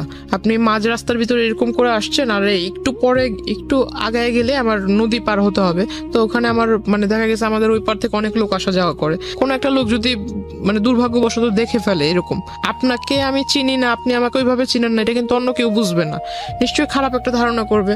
আপনি এই কাজটা করছেন, এটা আসলে ভালো না। তাকে বুঝালাম। তো বলতেছে যে তুমি যদি এখন এখানে কথা না বলো তাহলে আমি কোনো কিছু একটা করে ফেলবো। তো আমি বললাম, আপনি কি করবেন না করবেন এটা আপনার বিষয়, এটা আমার কাছে তো বলে লাভ নেই। তো বলতেছে না, আমি কোনো কিছু একটা করে ফেলবো। তো আমি আসলে তার কথা মানে, সে আমার এজে বড়, যদিও বড় ছিল, আমি তার আসলে এই জায়গায় মানে এরকম ধাক্কা দিই। আমি রিক্সাওয়ালাকে বলি যে তুমি যত তাড়াতাড়ি পারো যে ট্রেনে চলে যাও, এই জায়গাটা তুমি পার করো যত তাড়াতাড়ি। তো ওইখান থেকে ওই দিন সে আমাকে পিছন থেকে আর কি বলছিল, খুব চিৎকার করে বলতেছিল যে তোকে আমি দেখে নিব, তোর এই কিসের এত তোর গৌরব, কিসের এত বাহাদুরি, এগুলো আমি দেখে নিব। প্রিয় শ্রোতা, এখানে একটা বিষয় আপনাদেরকে পরিষ্কার করতে চাই, বা জান্নাতের আজকের এই জীবনের জন্য জান্নাতের ভাষ্য অনুযায়ী যে ব্যক্তিটি দায়ী, আমরা তার নাম পরিচয় এখানে উপস্থাপন করছি না, যেহেতু এটা ইনভেস্টিগেটেড শো না। কিন্তু অনুষ্ঠানের শেষে গিয়ে তাকে ফোনে কানেক্ট করব, তার নাম পরিচয় গোপন রেখেই আমরা তাকে ফোনে কানেক্ট করব এবং তার বক্তব্য আমরা আজকে আপনাদেরকে শোনাবো। জান্নাতের জীবনের জন্য এই জায়গাটায় দায়ী, তার সঙ্গে আমরা কথা বলবো একেবারে অনুষ্ঠানের শেষে। সুতরাং সঙ্গেই থাকবেন আশা করছি। সে আসলে কি করবে এমন, আর সে যদি ওই রকম রাজনৈতিক নেতাই হয়, বড় কোনো রাজনৈতিক নেতা হয়, তো প্রত্যেকটা বড় রাজনীতিবিদ মনে করে যে আমি একটা কিছু করতে যাব, এটা যাতে পাবলিশ না হয়। তার রাজনৈতিক ক্যারিয়ার আছে। তো এই লোক যদি অত বড় নেতাই হয়, তাহলে সেই রাস্তার ভিতরে এগুলো করবে কেন? দ্য পয়েন্ট ইজ দ্যাট আপনারও তো রাজনীতির ব্যাকগ্রাউন্ড ছিল, এবং আপনার সম্পর্কে আমি যতটুকু জানি তাতে আপনার যে আত্মীয় স্বজন তারাও মোটামুটি হাই অফিসিয়ালস। তো আপনি কেন তখন একটা স্টেপ নিচ্ছিলেন না? যেহেতু আপনি যে রাজনীতি করতে চান, যে দলের রাজনীতি করতে চান, সেই দলেরই রাজনৈতিক পরিচয় উনি দিচ্ছে। তো আপনি তখন কেন একটা স্টেপ নিচ্ছিলেন না? কারণ এটা তো এক্সিট লেভেলে চলে যাচ্ছে। জিনিসটা আসলে হাইড করে রাখতে চাচ্ছিলাম। সামহাউ এটা হলে আপনার লেখাপড়া বন্ধ হয়ে যাবে। কারণ আমার 2 মাস পর পরীক্ষা, ফার্স্ট সেমিস্টার। রাইট। আমি আসলে কোনো মতো মানে ওনার কাছ থেকে পিছু ছাড়াতে চাচ্ছিলাম। ততদিনে এই ভদ্রলোকটা কি আপনার উইকনেস গুলো বুঝে গেছে যে আপনি এটা হাইড করতে? আগে থেকেই নোট করেছে। ইভেন আমি ওই দিন যেটা জানতে পারলাম, আমি যখন তার এখানে ধাক্কা দেই, তার শোল্ডারে যখন ধাক্কা দেই, সে আমাকে যে পিছন থেকে যে বলেছিলাম, তো এই জিনিসটা ইগনোর করেছি। কিন্তু সেই দিন বিকেল বেলা সে করেছিল কি, আমাদের যে নদীর ঘাট যেটা, ওইখানে মানে নৌকাওয়ালা গুলা হলো একদম পার্মানেন্ট নৌকাওয়ালা, এরা চেঞ্জ হবে না, সবসময় এরাই ওখানে নৌকার পারাপার করে। তো ওই পর্যন্ত গিয়ে প্রত্যেকটা নৌকাওয়ালার কাছ থেকে মানে জিজ্ঞাসা করেছে। তো ওদের কাছ থেকে আমার ইনফরমেশন নেয়, আমার বাড়ি কোথায়, আমার বাড়িতে কে কে আছে, আমার বাবার বাড়ি কোথায়, মার বাড়ি কোথায়, এই হাবিজাবি সমস্ত কথা সে কালেক্ট করে। প্লাস আমার ছোটবেলা থেকে মানে আমি ছোটবেলায় কি করতাম না করতাম সমস্ত কথা সে এগুলা কালেক্ট করে। অনেকদিন মানে প্রায় 1 মাসের মতো আর তার মানে ওইখানে আমি কি বলে এটাকে, মানে সে আর ওইখানে আসেনি। তার মানে আমার কাছে খুব ভালোই মনে হচ্ছিল যে মানে এতদিন পর আমি একটা খুব মানে এখন ভালোভাবে যাতায়াত করতে পারবো, কোনো প্রবলেম নেই। তখন আমি মেকআপটা ইউজ করা বাদ দিয়ে দিলাম, যেহেতু আসছে না, হয়তো সে আসবেই না, ওইরকম একটা ধারণা ছিল। তো আমি খুব তখন থেকে আসলে যে 2-1টা মেয়ের সাথে আর কি মিশতে শুরু করলাম, ক্লাসমেট। আমি মানে তাদের সাথেই মিশতাম যারা দেখতাম যে একটু মানে ফ্যামিলি দিক থেকে একটু মানে একটু লো টাইপের, বা আমাকে নিয়ে কেউ তুচ্ছতাচ্ছিল্য না। হ্যাঁ মানে আমাকে যে বুঝবে আর কি। আমি তার সাথে 2টা কথা বললে সে ওটা লিক করবে না, সে মানে আমাকে 2টা সাজেশন দিবে বা আমার সাথে একটু ভালোভাবে ব্যবহার করবে। হঠাৎ করে জানতে পারি যে আমার সাথে যারা কথা বলে এই তাদের সাথে মানে মানে কি বলো ওটাকে, মানে ওদেরকে ওই লোক শিখায় দেয় যে এই প্রশ্ন করবা ওকে, আর ওরা এসে আমাকে সেই প্রশ্নগুলো করে, আমার কাছ থেকে যে উত্তরগুলা ওরা জানতে পারে সেই উত্তরটা আবার ওই লোকের কাছে লিক করে দেয়। তা আসলে এটা আমার জন্য ব্যাড লাগছিল কিনা জানি না। ভালোভাবে পরীক্ষা কেটে গেল। তো আমার মানে সবচেয়ে খারাপ লেগেছিল যে পরীক্ষার রেজাল্ট গুলো খুব খারাপ হয়েছিল। মানে পাস মার্ক যতটা ছিল পাস মার্ক উঠেছে, বাট নাম্বারটা ওইরকম মানে মন মতো হয়নি। তো তখন আসলে বাড়ির মা খুব বলল যে কেন এরকম হয়েছে। আমার নানা নানু তো এরকম শিক্ষিত না, তবে মানে তারা ওই মানে পাশ করেছে, ভালো নাম্বারে পাশ করেছে এটা শুনলেই মানে এনাফ। কত নাম্বারে পাশ করেছে এটা তাদের দেখার বিষয় না। তো জিজ্ঞাসা করলো যে রেজাল্ট কি, তাই আমি বললাম যে পাশ তো করেছি। তারপর আর কিছু জিজ্ঞেস করে না। তো মা আমাকে বললো, বাবা বললো যে নাম্বার এত কম কেন। এখন পুরোপুরি বলতে পারছি না যে এই ঘটনার ভিতরে আমার লেখাপড়ার ভিতরে মনটা ওইভাবে যায়নি। তখন করতাম কি, আমি প্রতিনিয়ত নেটওয়ার্কিং সাইটটাতে আমার সাথে যারা অ্যাড ছিল কলেজে যেসব মেয়েরা অ্যাড ছিল তাদের ওইখানে মানে রেগুলার চেক করতাম যে আদৌ আবার নতুন করে কোনো আইডি তৈরি হয়েছে কিনা, আবার এরকম কোনো অপপ্রচার হচ্ছে কিনা, এই বিষয়টাতে খেয়াল করতাম। তখন দেখলাম যে না, এরকম হচ্ছে না। তখন আস্তে আস্তে পড়ালেখার ভিতরে একটু মন দিচ্ছি। পরীক্ষার রেজাল্ট হলো তার 2 মাস পর হঠাৎ আমার বাস স্টপে ওই কলেজ টাইমে যে টাইমটাতে আমি সেই টাইমটাতে সে ওখানে আসে।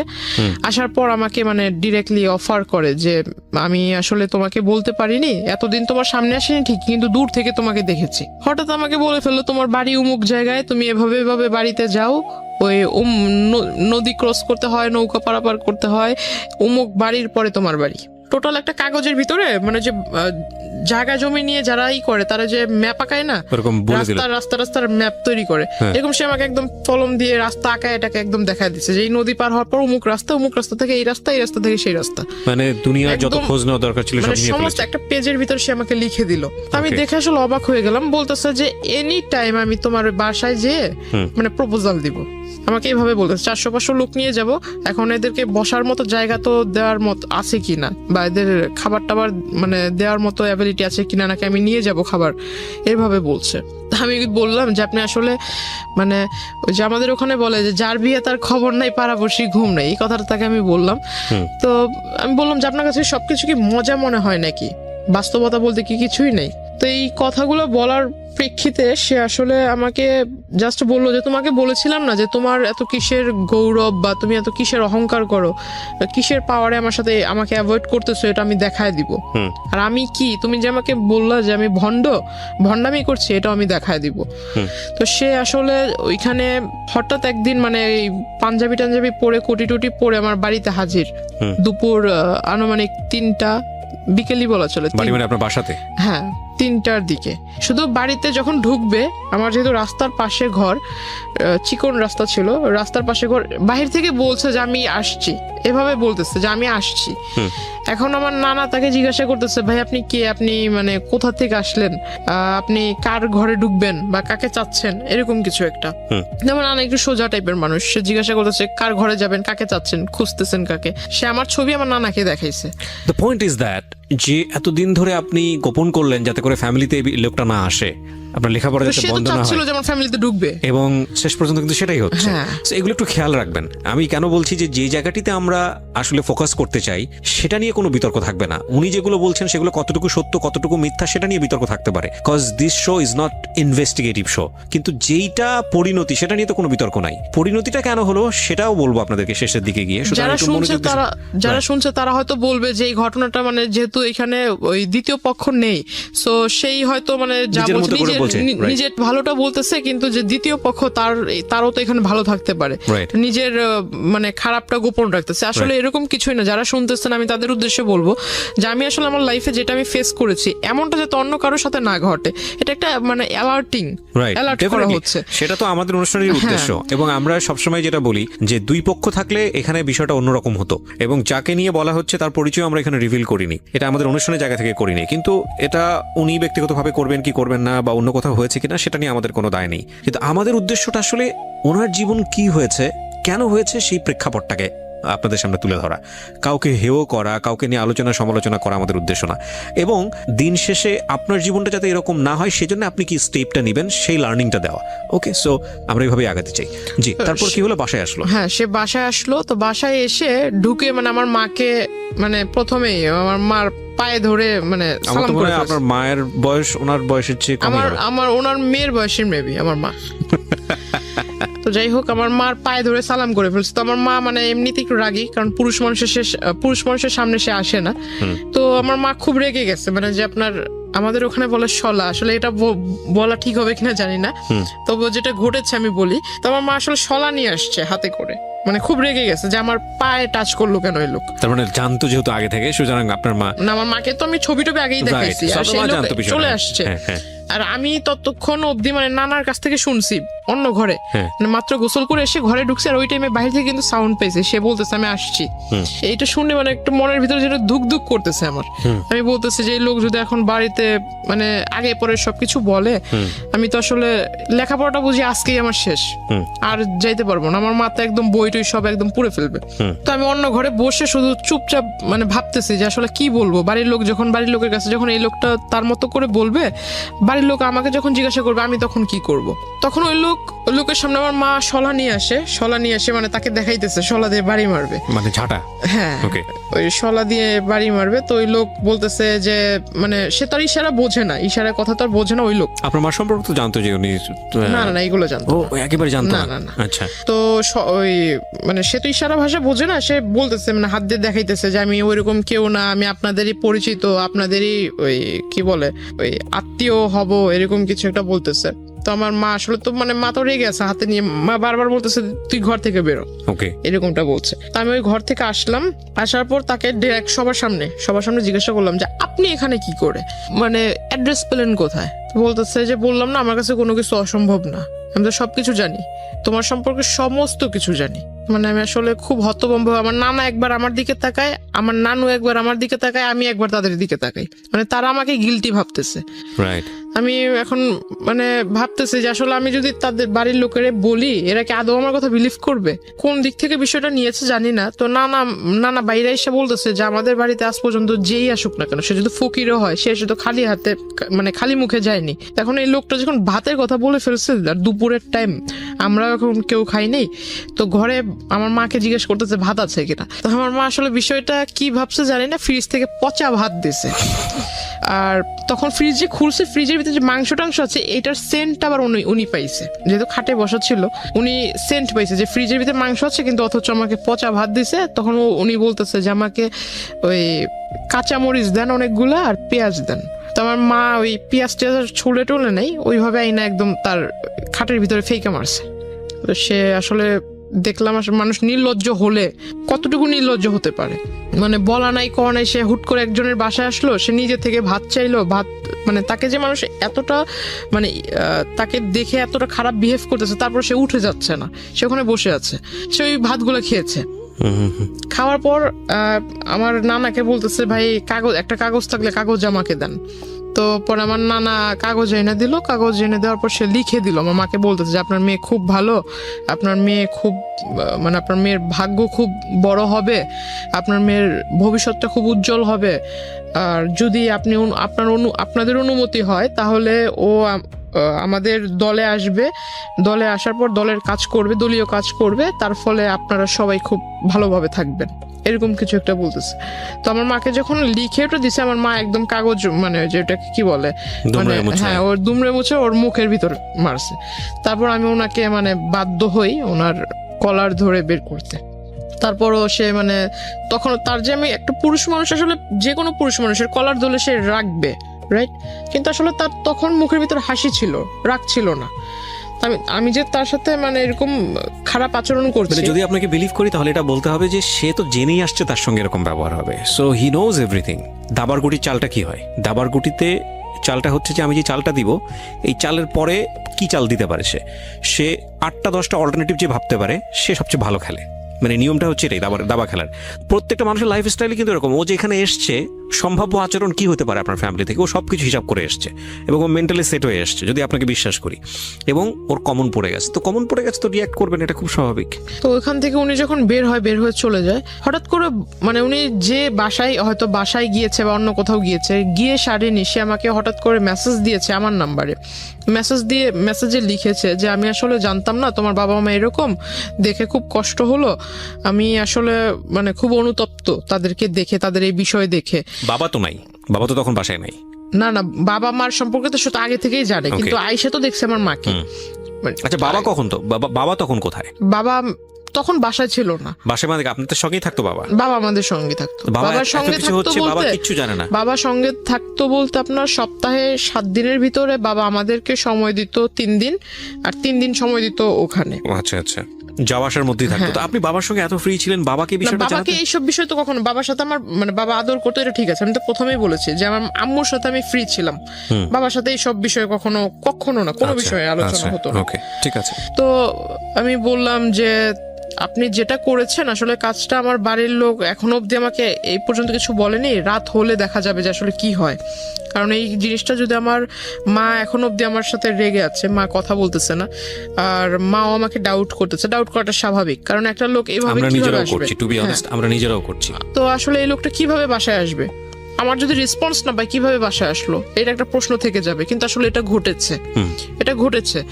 তো আমি আসলে যেহেতু আমি নিজে ওইখানে বাস্তববাদী হিসেবে দাঁড়িয়েছিলাম, তো আমি নিজে তো ঘটনাটা দেখেছি, আর এখন আমি জানি অনেকে এটা বিলিভ করবে না, এখন বিলিভ না করলে কিছু করার নেই। ফাইন, আপনি বলেন আপনার স্টোরি। হ্যাঁ, উনি আমাকে এই বিষয়গুলো বললো, হঠাৎ দেখি যে আসলে তারপর থেকে, ওই দিনের পর থেকে সে কলেজে আসে না, কিন্তু মেসেজ মানে 1 ঘন্টার ভিতরে কতগুলো মেসেজ দেওয়া যায়, এটা 1 মিনিটের ভিতরে না হলেও 5-6টা করে মেসেজ আসতেছে, তাও বিরাট বড় বড় প্যারা, বড় সামারি।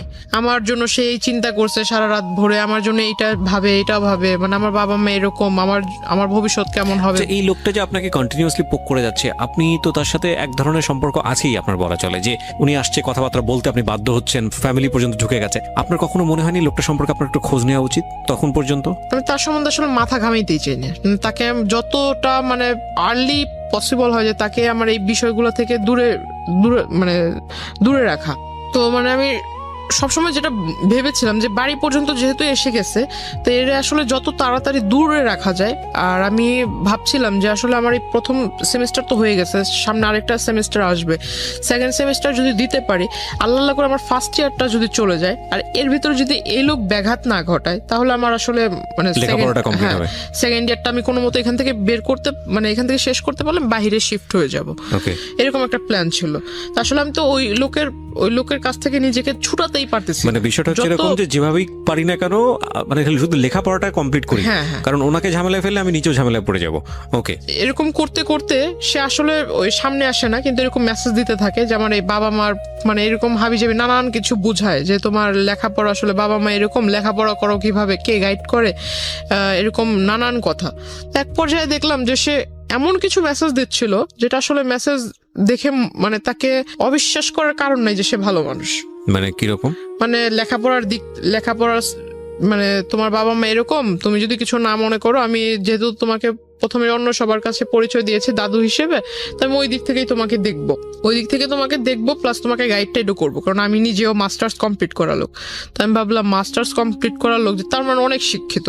তারপর সে আমাকে বারবার মানে মেসেজ করতো যে তুমি সামনে যেহেতু SSC এক্সামিনার, তো আমি তোমাকে কিছু বই, টেস্ট পেপার, মডেল কোশ্চেন ভালো যেখান থেকে মানে একদম কমন পড়ার চান্স আছে, এগুলা তুমি পড়লে একদম মানে 100 না পাইলেও 99 পাবা, এরকম একটা তার কথাবার্তা ছিল। তো আসলে সে আমাকে ওই বইটই এনেও দিছে, বলতে মানে 3 থেকে 4টা বই এনে দিছিল। তো আসলে তখনই আমি বুঝতে পারলাম যে হয়তো লোকটা আসলে এতদিন যাই করছে যেহেতু বইয়ের লেখাপড়ার বিষয়ে সে কথা বলতেছে, হয়তো ভালো মানুষ। তখন থেকে আসলে একটা বিলিফ তৈরি হয় তার প্রতি, আমার সফট কর্নার তৈরি হয় আপনার, বলতে পারেন। এখানে একটা সাইকোলজিক্যাল ব্যাপার আছে প্রিয় শ্রোতা এবং দর্শক যারা দেখছেন, যে একটা মানুষকে আপনি যদি কন্টিনিউয়াসলি পোক করতে থাকেন, আপনার প্রতি একটা রিজেকশন থাকলেও মানে এটা কন্টিনিউয়াসলি যদি পোক করতেই থাকেন, লেগেই থাকেন, সামহাও কোনো একটা ভালো দিক যদি চলে আসে, ওই মানুষের প্রতি ফল ইন হওয়ার একটা সুযোগ থাকে, যেটা হয়তো আজকে যিনি গেস্ট এখানে আছেন তার হয়েছে। জি। ওনার মানে ওই যে বইটই দেয়, আমি বইটই পড়ি। তারপর আবার দেখতাম যে উনি আমাকে বলতো যে আমি যদি কলেজে আসবো, তোমার কলেজের ওইখানে এসে তোমাকে ডিস্টার্ব করবো না, তবে তুমি যদি কিছু না মনে করো তাহলে আমার সাথে লাঞ্চ করবা। তো আমার একটা স্বভাব ছিল কি যে আমি প্রতিদিন ওইখানে পাশে আবার আপনার চাইনিজ ছিল, তো আমার একটা অভ্যাস কি যে আমি ফাস্ট ফুডের প্রতি খুব একটা নেশা ছিল। তো আমি ওই চাইনিজে ঢুকে একলাই এক টেবিলে বসতাম, যেগুলো মানে যে স্টুডেন্ট যে অফারগুলো ছিল এগুলো আমি নিয়ে মানে একাই টেবিলের ভিতরে বসে খাইতাম, প্লাস ছবি তুলতাম। মানে আমার একটা যে বললাম যে নানা নানু খুব আদর করতো, তো নানার কাছে বলতাম যে আমার এই বই লাগবে, সেই বই লাগবে, আমার একটু পকেট মানি বেশি দিতে হবে। নানাও বিলিভ করতো যে হ্যাঁ বই যেহেতু কিনতে হবে টাকা তো বেশি লাগবে, তো যে টাকাটা চাইতাম সেটাই দিত। তো তার কাছে থাকার না থাক নানির যে ব্যাগ আছে ওইখান থেকে টাকা নিয়ে দিলেও দিত। তো আমি আসলে ওই কাজটা করতাম। তো এটা আসলে সে নোটিস করেছিল, মেবি আগে নোটিস করেছিল। ইভেন সে ওই দিন আমাকে সেই মানে প্রথমে বলে যে লাঞ্চ করবে, তো আমি ভাবলাম লাঞ্চ করলে সে যে মানুষ কফির 20 টাকার জন্য ঝগড়া করছে সে কোথায় লাঞ্চ করতে পারে। তো আমাকে সে ওই চাইনিজটাতেই পরে ডাকে। আসলে সে ভিতরে বসেছিল, আমি এটা খেয়াল করিনি। পরে ওই দিন আমি একটু মানে বুঝতে পারি যে আসলে হয়তো এই বিষয়টা সেও জানতো। তো তখন আমি আসলে শিওর হলাম। তারপর জিজ্ঞাসা করলাম, তাকে খুব রিকোয়েস্টও করলাম। ওইখানে দুই তিনজন ওয়েটার ছিল, ওয়েটার আসলে হাসতেছিল আমার কথা শুনে। আমি তাকে খুব রিকোয়েস্ট করলাম যে দেখেন আপনি আমার দাদু হন আর যাই হোক, আপনাকে আমি মানে আমার শ্রদ্ধেয় গুরুজন হিসেবেই বলি, ওইরকম ব্যক্তিত্বের ভিতরে আপনাকে রেখেই বলি, হাত জোর করে মানে 2 হাত জোর করে তার কাছে রিকোয়েস্ট করতেছিলাম যে আমি লেখাপড়া করতেছি, দয়া করে আমাকে লেখাপড়াটা করতে দেন। এরকম করে আসলে ডিস্টার্ব করা, আপনি আমাকে কোন দিক থেকে দেখেন? মানে আমার সামনে একরকম বিহেভ করেন, আর যখন আমার মানে ফোনের ওপারে থাকেন যেসব মেসেজ দেন এগুলো আবার একটু অন্যরকম। কারণ মাঝখানে সে লেখাপড়ার সাজেশনের পাশাপাশি কিছু আপনার মানে প্রেম জাতীয় কিছু হ্যাঁ একটা, এরকম মানে ছন্দ মানে বুঝি হয় না, বুঝি আমরা বুঝি, হ্যাঁ ছন্দ পাঠাতো। তখন ভাবতাম যে আসলে লেখাপড়ার জিনিস বিষয়ে লিখতেছে ঠিক আছে, কিন্তু এইসব যে ছন্দ এইগুলো পাঠানোর মানে কি? দাদু তার নাতিনকে এইসব ছন্দ পাঠাবেন? তখন জিজ্ঞেস করছি। খেয়াল রাখবেন যে ওর বয়সটাও কিন্তু 18 বছর, মানে যিনি এখানে বলছেন জান্নাত, তার বয়সটাও কিন্তু 18 বছর, এবং 18 বছর হচ্ছে মেয়েদের কিংবা ছেলেদের জীবনের আগুন বছর আমি বলি এটাকে, সুকান্তের সেই কবিতার মতো। যদিও সুকান্ত ওখানে অন্যভাবে এটাকে নিয়ে আসছেন, কিন্তু টিনেজের যে বয়সন্ধিকাল সময়, এটা আগুন বয়স। এখানে ভুল করা মানে এখানে ভুল করবে না তো জীবনে কোথায় ভুল করবে, এরকম একটা বয়স, সোজা কথায় যদি বলে চলে। বলেন। তারপর উনি আমাকে বললো যে এগুলা নাকি অনেক বড় বড় কবি, তার ফ্যান, অনেক বড় বড় লেখক কবি আছে, তো তার ফ্যান, তারা তাদেরকে ঘুম থেকে ওঠার সাথে সাথে নতুন নতুন ছন্দ মেসেজ লিখে পাঠায় দেয়, এইগুলো সে আমাকে পাঠায়। তো আমার কাছে মানে বিষয়টা আসলে বিলিভ ওইভাবে করিনি। তারপর ওখানে খাওয়া দাওয়া করলাম। খাওয়া দাওয়া করার পর আমি আমার মার জন্য মানে খাবার, এটা আমার একটা স্বভাব ছিল যে আমি কোথাও গেলে আমি মার জন্য বোনের জন্য খাবারটা নিয়ে আসতাম। তো আমার খাওয়ার পর আমি খাবারটা পার্সেল করে নিয়ে আসি, আমার টাকা দিয়ে আমি খেয়েছি। তো সে আমাকে বলতেছে যে আমি আজকে না হয় আমি বিল পেমেন্ট করি। তো আমি বললাম যে না থাক, আপনার করার দরকার নেই, আপনি শুধু আমার একটা কথা রাখেন যে আমি খুব উপকৃত হব এটা করলে, আপনি আমার মানে আমার পিছু ছেড়ে দেন, পারলে আমার জন্য একটা ছেলে খোঁজেন, কিন্তু আপনি আমার পিছু ছেড়ে আমাকে ভালো সাজেশন দিচ্ছেন, এটা ভালো দিক, কিন্তু যেসব মাঝে মাঝে যেসব কথা বলেন বা যেসব SMS দেন এগুলো আসলে ঠিক না। তারপর আমি তাকে SMS গুলো আমি নিজে তাকে পড়ে পড়ে শোনাই। তখন পিছন থেকে ওয়েটাররা খুব হাসতেছিল। আমাকে একজন ওয়েটার জিজ্ঞাসা করলাম যখন বের হব, সে কিন্তু ভিতরেই বসে আছে।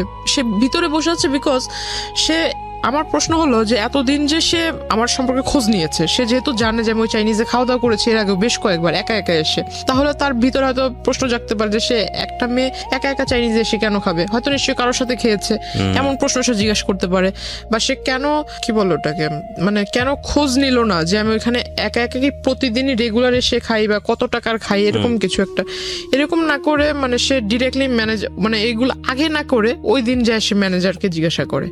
এগুলো তো সে আগেও করতে পারতো, যেহেতু সবকিছু জানে সে আগে খোঁজ নিতে পারতো।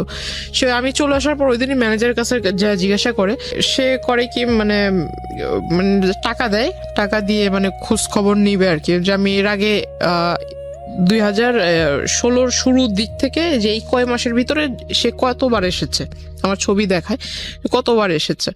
তখন মানে ওই ফুটেজগুলো সে নেয়, ফুটেজগুলো নিয়ে ফুটেজগুলো সে করেছে কি ওই যে আপনার স্টুডিওতে মেবি ফুটেজ কাটা যায়, কেটে মেবি এডিট করা যায়, ওখানে কেটে ওই রেস্টুরেন্টে সে তার সাথে এক লোককে নিয়ে গিয়েছিল, লোক নিয়ে তার মানে ভিডিও করে সেটার সাথে ম্যাচ করে দিছে, অথচ ভিডিওতে ক্লিয়ার দেখা যাচ্ছে যে তার সাথে আমার মানে আমি আমার টেবিলে বসা একা, আমার টেবিলের সাথে কেউ বসে খাচ্ছে না, শুধু কিন্তু টেবিল ভরা খাবার, আমি একা, টেবিলের ভিতর অন্য কেউ এসে খাচ্ছে না, এটা মেবি অনেকক্ষণ সময় ধরে, এটা স্পষ্ট বোঝা যাচ্ছে, কিন্তু সে এগুলা করে মানে এটা পরবর্তীতে আমাকে আর কি ব্ল্যাকমেইল করেছে। তো উনি হঠাৎ একদিন আমাকে মাঝখানে আসলে তার সাথে আমার সম্পর্ক ওইরকম মানে আগে যাও নকটক দিত, মেসেজ টেস দিত, হঠাৎ দেওয়া হয় না, হয়তো মেবি তার ফ্যামিলিগত কোনো একটা প্রবলেম ছিল। তো তখন আমি ভালোই দিন যাচ্ছে, তো আমার কিছু বাবা তখন একটু বাইরে ছিল, ইন্ডিয়াতে আবার গিয়েছে, তো মার কিছু প্রয়োজনীয় জিনিস ছিল, তো তখন আবার বাড়িতে হয়েছিল কি যে আমার নানুর সাথে আম্মুর একটু কথা কাটাকাটি হয়েছে, তো আমি একটু খুব জেদি ছিলাম যে এত বছর ধরে আম্মু এখানে আছে, আম্মুকে এত ভালোবাসো, তাহলে আবার এত কথা কেন বলবা, আর খুব রাগ হয়েছে। তো আমি করেছিলাম কি পাশের মানে 2-3 বাসা পরে পাশের বাড়িতে এক আত্মীয়র বাসাতে রুম ভাড়া দিত, তো আমি আম্মুকে নিয়ে ওখানেই যাই, ফার্স্ট ওখানেই গেলাম। তো যাওয়ার পর ওখানে কিছুদিন রইলাম, তো এখন আম্মু বলতেছে যে অনেক জিনিস কমতি আছে, এগুলো লাগবে। তো আমি বললাম যে ঠিক আছে, তা আমি নিজেই যাব। তো আম্মু বলতেছে যে তাহলে তুমি কিভাবে আনবে? তো আমি বললাম না, আমি একজন নিয়ে যাব সাথে করে, কারণ নৌকাওয়ালা হোক বা রিক্সাওয়ালা হোক, এদেরকে দিয়ে নিয়ে আসবো। তো ওখানে গেলাম, এই মানে কথাটা আসলে হয় কোনো নৌকাওয়ালাই লিক করেছে নাকি আমার এলাকা থেকে কোনো লোক লিক করেছে আমি জানি না। পরে আসলে হঠাৎ মানে আমি নদীটা ক্রস করেও সারিনি, মাত্র রিক্সা রিক্সা নিয়ে একটুখানি ঢালের মানে ওই রোডের একটু ঢালে উঠেছি, তখনই মানে সে আইসা এরকম রিক্সা থামাইছে, মানে একদম ওই বিয়ের সময় যে পাঞ্জাবিগুলো আর কি পরে, এরকম লাল পাঞ্জাবি পরে আসছে, মাথায় টুপি দিয়ে আসছে। তো তাকে দেখে মনে হচ্ছে একটা যে রাস্তায় ভিক্ষা করে না অনেক মানুষ, মাথায় টুপি দিয়ে এরকম একটা লুক নিয়ে আসছে সে। তো আসলে আমি তাকে দেখে অবাক হই, সে আমাকে বলতেছে যে তোমার সাথে একটু কথা ছিল, তোমাকে আমি আর কোনোদিন ডিস্টার্ব করবো না, মানে একদম শেষ একটা কথা বলবো, সেটা আসলে এই পরিবেশে বলা যাবে না, একটা সুন্দর পবিত্র পরিবেশে তোমাকে আমি নিব। তো আমি বললাম পবিত্র পরিবেশ আবার কোনটাকে বলে? তো বলতেছে না, একটা ভালো জায়গায়, ওইটা তোমার একটা দরগা টাইপের পাশেই, তো রাস্তার পাশেই আবার টিম্বার ছিল, অনেকগুলা কাঠের দোকান ছিল, ভিতরে একটা ছোট্ট একটা ঘরের মতো, ভিতরে যে আপনার মাজার দরগা এগুলা ওইটার ভিতরে নিল, ওখানে তার আগে থেকে তার পরিচিত লোক বসা। দ্যাট মিন সে এতদিনে যে আমার সাথে কানেক্টেড ছিল না, এই গ্যাপটাতে সে করেছে কি আপনার যে নোটারি পাবলিক বলে যে এই কাগজগুলা তৈরি করেছে, প্লাস আমি আপনাকে যে পেপারস গুলো দেখিয়েছি যে আমাদের নামে সে অনেকগুলা মামলা করেছে, মানে আমার হয়ে আমাদের নামে মামলা করেছে, মানে আমি আমার ফ্যামিলির নামে মাদকের মামলা করেছি, এটা পেপারস আমি আপনাকে দেখিয়েছিলাম। সেই বিষয়টা সে এই পেপারস রেডি একসাথে প্রিন্ট করে রাখছে। তো এখন আমি যতটুকু বুঝতাম যে শাপলা মানে হলুদ পেপারের উপরে শাপলা টাপলা ছাপানো, এর মানে কি দলিল, এতে বোঝা যায়। এখন ওখানে লেখাগুলো যে আমি মানে প্রথমে তো ভিতরে আমি যাই, সবার সামনে বলতেছে যে এখানে দুজনে নামাজ পড়বো একসাথে, নামাজ টামাজ পড়ে মোনাজাত নিয়ে তুমি এই পেপারসে সাইন করবা। আমি বললাম পেপারসে সাইন করবো মামার বাড়ির আবদার নাকি? এটা মুখের কথা, আপনি আমাকে বলবেন আমি পেপারসে সাইন করে দেবো, আমি পেপারস পড়বো না, কিসের পেপারস? আর পেপারসে সাইনই বা করার কথা আসতেছে কেন? তো বলতেছে আমি তোমাকে বিয়ে করবো, এই মুহূর্তে করবো। তো আমি বললাম যে আমার বয়স হয়েছে বিয়ে করার। তো বলতেছে না, আমি এত কিছু বুঝি না, তোমার বয়স, তুমি এসএসসি এক্সামিনার, তোমার নাকি বয়স না হয়েছে, তোমার তো 21 চলে মিনিমাম। তো আসলে সে আমার বয়সটা ধরেছিল সার্টিফিকেট অনুযায়ী। ও হ্যাঁ, সে আমাকে এই বিষয়টাতে মানে যে বিয়েটার যে বিষয়টা আসলো, এর আগে সে করেছে কি আমার ওই যে তার রাজনৈতিক যে প্রেক্ষাপট, সেখানে সে আমাকে পোস্ট দিবে, এটা সেটা দিবে, আমি বুঝি না তাতে কি হয়েছে, সে আমাকে যে পোস্টটা দিবে, এই পোস্টার ফলে আমি নানান জায়গায় ভিজিট করব, সেখান থেকে অনেক আউট নলেজ আয়ত্ত করতে পারবো, তার ফলে আমি মানে একটা ভালো রাজনৈতিক দলের কর্মী হিসেবে গ্রহণযোগ্য হব। তাকে আমি বিশ্বাস করে সে আমার কাছে বললো যে তোমার পাসপোর্ট তৈরি করতে হবে, তখনও অবধি আমার পাসপোর্ট নাই। বলতেছে পাসপোর্ট করতে হবে, পাসপোর্টের জন্য ওই ছবির প্রয়োজন, প্লাস তোমার ওই যে স্কুল সার্টিফিকেটের যত কাগজপত্র আছে এগুলা। তো আমি বললাম যে আসলে পাসপোর্ট আপনি কেন করবেন, আপনি আমাকে বলেন কোথায় যেয়ে করতে হবে, আমি বাড়িতে যেয়ে বলবো। তো বলতেছে না, বাসায় জানানোর দরকার নেই, এটা তুমি বাসায় সারপ্রাইজ দিবা, যখন তুমি পোস্টটা পাবা বা এই পোস্টটা যখন টিভিতে তোমাকে দৈনিক দেখানো হবে, মানে নানান রকম অনুষ্ঠানে তোমাকে দেখানো হবে, তুমি যখন বক্তৃতা দিবা, বাড়ির লোক দেখবে, তারা এমনিতেই ইমপ্রেসড হবে। তাই আমি বললাম সত্যি কি এরকম কিছু হবে? তো যেহেতু ভিতরে একটা রাজনীতি করার একটা ক্ষোভ ছিল, ক্ষোভ বা ভালো আচ্ছা যাই হোক ওটা ছিল। তো আমি আসলে ওই দিক থেকে চিন্তা করলাম, সে যেহেতু মানে মানে মেঘ না চাইতে বৃষ্টি হয়ে যাচ্ছে, আমার ছোটবেলা থেকে একটা ইচ্ছা ছিল সে আমাকে মানে এত বড় একটা মানে প্ল্যাটফর্মে আপনি লোভে পড়ে তাকে কিছু ডকুমেন্টস দিয়েছেন, আমি বুঝতে পারছি। হ্যাঁ, লোভ বলতে পারেন। হুম। তো প্ল্যাটফর্মে দাঁড় করিয়ে দিবে তো ভালোই, তো আমার ইচ্ছাটা পূরণ হবে, আমি লেখাপড়াও শেষ করে আমি যেটা বুঝতে পারছি যে আপনি তাকে কিছু ডকুমেন্টস দিয়েছিলেন যেটার বেসিসে সে হচ্ছে আপনার কি পুরো একটা তাকে পেপার বিলিভ তৈরি করে। করেছে। আর আমি এত বড় একটা গাধা ছিলাম, এখন নিজেকে না বলে আসলে আমি এখানে আমারও ভুল আছে অনেক, যে আমি আসলে তাকে পুরোপুরি বিলিভ না করে বা তার সম্বন্ধে কিছু না জেনে আমার সমস্ত একটা ফাইল ছিল, সেখানে আমার প্রাইমারি লেভেল থেকে শুরু করে স্কুলের যত ডকুমেন্টস ছিল সমস্ত মানে ফাইলটাই তাকে দিয়ে দিছি। না, ফাইলটা দেওয়ার মানে মূল ফাইলটার ভিতর তোমার কাগজপত্র ছিল, ওই ফাইলটাতে সমস্ত মা সব স্কুলের যাবতীয় কাগজপত্র রাখে। তাকে সার্টিফিকেট গুলো বের করে দিচ্ছে, সে আমাকে বলতেছে যে না তোমার সার্টিফিকেট দরকার নেই, আমার কাছে আমি কিসে করে নিয়ে যাবো এই কাগজগুলো, কাগজ তো মূল্যবান কাগজ, যেহেতু ফাইলটার ভিতর আছে, ফাইলটা এখন এই ফাইলটা যা যা আছে এই সমস্ত কিছু আমি আবার তোমাকে ব্যাক করে দিব, তুমি আমাকে এটা দাও, আমি তোমাকে যা যা আছে সমস্ত কিছু ফিরিয়ে দিব। তো আমি গেলাম, সে আমাকে বললো যে ছবি তুলতে হবে, 22 কপি না 20 কপি যেন ছবি লাগবে বলছিল। পরে ছবি তুললাম স্টুডিও থেকে, স্টুডিওর ছবি আনবনবো করে আর আমাকে বলে মানে ডেট বলে না যে অমুক দিন আনতে হবে, ছবিগুলো আমাকে দিবা, এই ছবি দেওয়ার ডেটটা আর বলে না। তো আমি আর ওই বিষয়ে মাথা ঘামাইনি, ছবি স্টুডিওতে পড়ে রয়েছে। সে ওই সার্টিফিকেটের ফটোকপির সাথে ফটোকপি আর ওই আপনার ওই ফটোকপির ডেট দিয়ে সে আর কি বলে যে আমি বিয়ের বয়স আমার হয়েছে, কারণ সার্টিফিকেট আমার 4 বছর বয়সে মেবি আমাকে স্কুলে ভর্তি করা হয়, আমাকে বয়সটা বাড়িয়ে দিছিল কারণ আমার গ্রোথের বিয়ে করতে কারণে। চাইলো আপনাকে, তারপর কি করলেন? সার্টিফিকেটের অনুযায়ী সে আমাকে ওই বয়সটা দেখায় বেশি। সে আমাকে যখন বিয়ের প্রস্তাবটা দেয় সবার সামনে যখন দেয়, আমি মনে করেছিলাম যে দরগাতে মাজারে তো অনেক মানুষই যাতায়াত করে, কিন্তু আসলে ওইখানে যারা যারা ছিল সবাই যে তার পরিচিত এটা আমি জানতাম না। সে হঠাৎ করে আমি যখন না করি যে না আমি সাইন করব না, আর বিয়ে তো প্রশ্ন আসে না, আর আপনাকে আমি বিয়ে করব, আর যদি বিয়ে করিও তাহলে তো আমার বাড়ির লোককে জানাতে হবে। তারপর সে আমাকে বললো এই কথা, বলার পর আমি বললাম যে না আমার যেহেতু বাবা মা জন্ম দিয়েছে, জন্ম দেওয়ার যেহেতু তারা জন্ম দিয়েছে বড় করেছে, এখন আমি তার বিয়েটা তো তাদের ছাড়া করব না, আমি বিষয়টা আসলে তাদেরকে জানাবো, একদিনের সময় আমাকে দেন, আপনি একদিনের সময় দেন, আমি এটা বাসায় যা বলবো, তারপর কালকে আগামীকাল মানে তার মূলত তার ওইখান থেকে আমার চলে আসা দিয়ে কথা। তো সে করে কি আসলে উপরে মানে সে হয়তো বুঝতে পারে যে আমি বের হতে চাচ্ছি, সে উপরে দাঁড়িয়ে মানে আমি তো বসা, সে উপরে দাঁড়িয়ে মানে খুব খুব মানে হিট কি বলে এটা, খুব হাইলি আমাকে একটা পাঞ্চ করে মুখের ভিতরে, তার একটা ঘুষিতেই আমার এখান দিয়ে ফেটে যায়, রক্ত বের হয়। তারপর সে তার হাতে মেবি ধারালো কিছু ছিল, আবার এইখানে মানে এভাবে মানে টান দিতে গিয়ে এখানে নাকের পুরো মাংসটা উঠে আসছিল। আমি আসলে খুব জোরে ব্যথা পেয়েছিলাম, খুব হাউমাউ করে কান্না করতেছিলাম। তো আসলে পাশে যারা ছিল তারা মিনিটের জন্য আমাকে ধরেনি বা ওই লোকটাকে বলেনি যে তুমি এটা করতেছো কেন, এটা আসলে জিজ্ঞাসা করেনি। তখন আস্তে আস্তে ওরা করতেছে কি বাইরে চলে যাচ্ছে, তখন বুঝতে পারলাম যে হয়তো ওরই পরিচিত লোক, নয়তো কিছু বলবে না কেন। তো ওইখানে একটা মহিলা ছিল, আমি তাকে বললাম দেখেন আমি আসলে তাকে মানে ওইভাবে চিনি না, কিছুদিন ধরে চিনি, কিন্তু সে আমাকে জোর করে বিয়ে করবে এটা তো হয় না, আর আপনাদের এখানে এইগুলো ঘটতেছে আপনারা কিছু বলতেছেন না কেন। তো ওই মহিলার ওইখান থেকে সে ও করে কি আমাকে নিয়ে বের হয়ে যায়, বের হয়ে আমার এখান থেকে রক্ত বের হইতেছে, সে আমাকে রাস্তাটা টেনে নিয়ে যাচ্ছে। এক লোক জিজ্ঞাসা করতেছে যে মেয়ের মুখ থেকে রক্ত বের হচ্ছে, মাংস এখান থেকে ফেটে গেছে, আপনি মানে ওকে এইভাবে টেনে নিচ্ছেন কেন?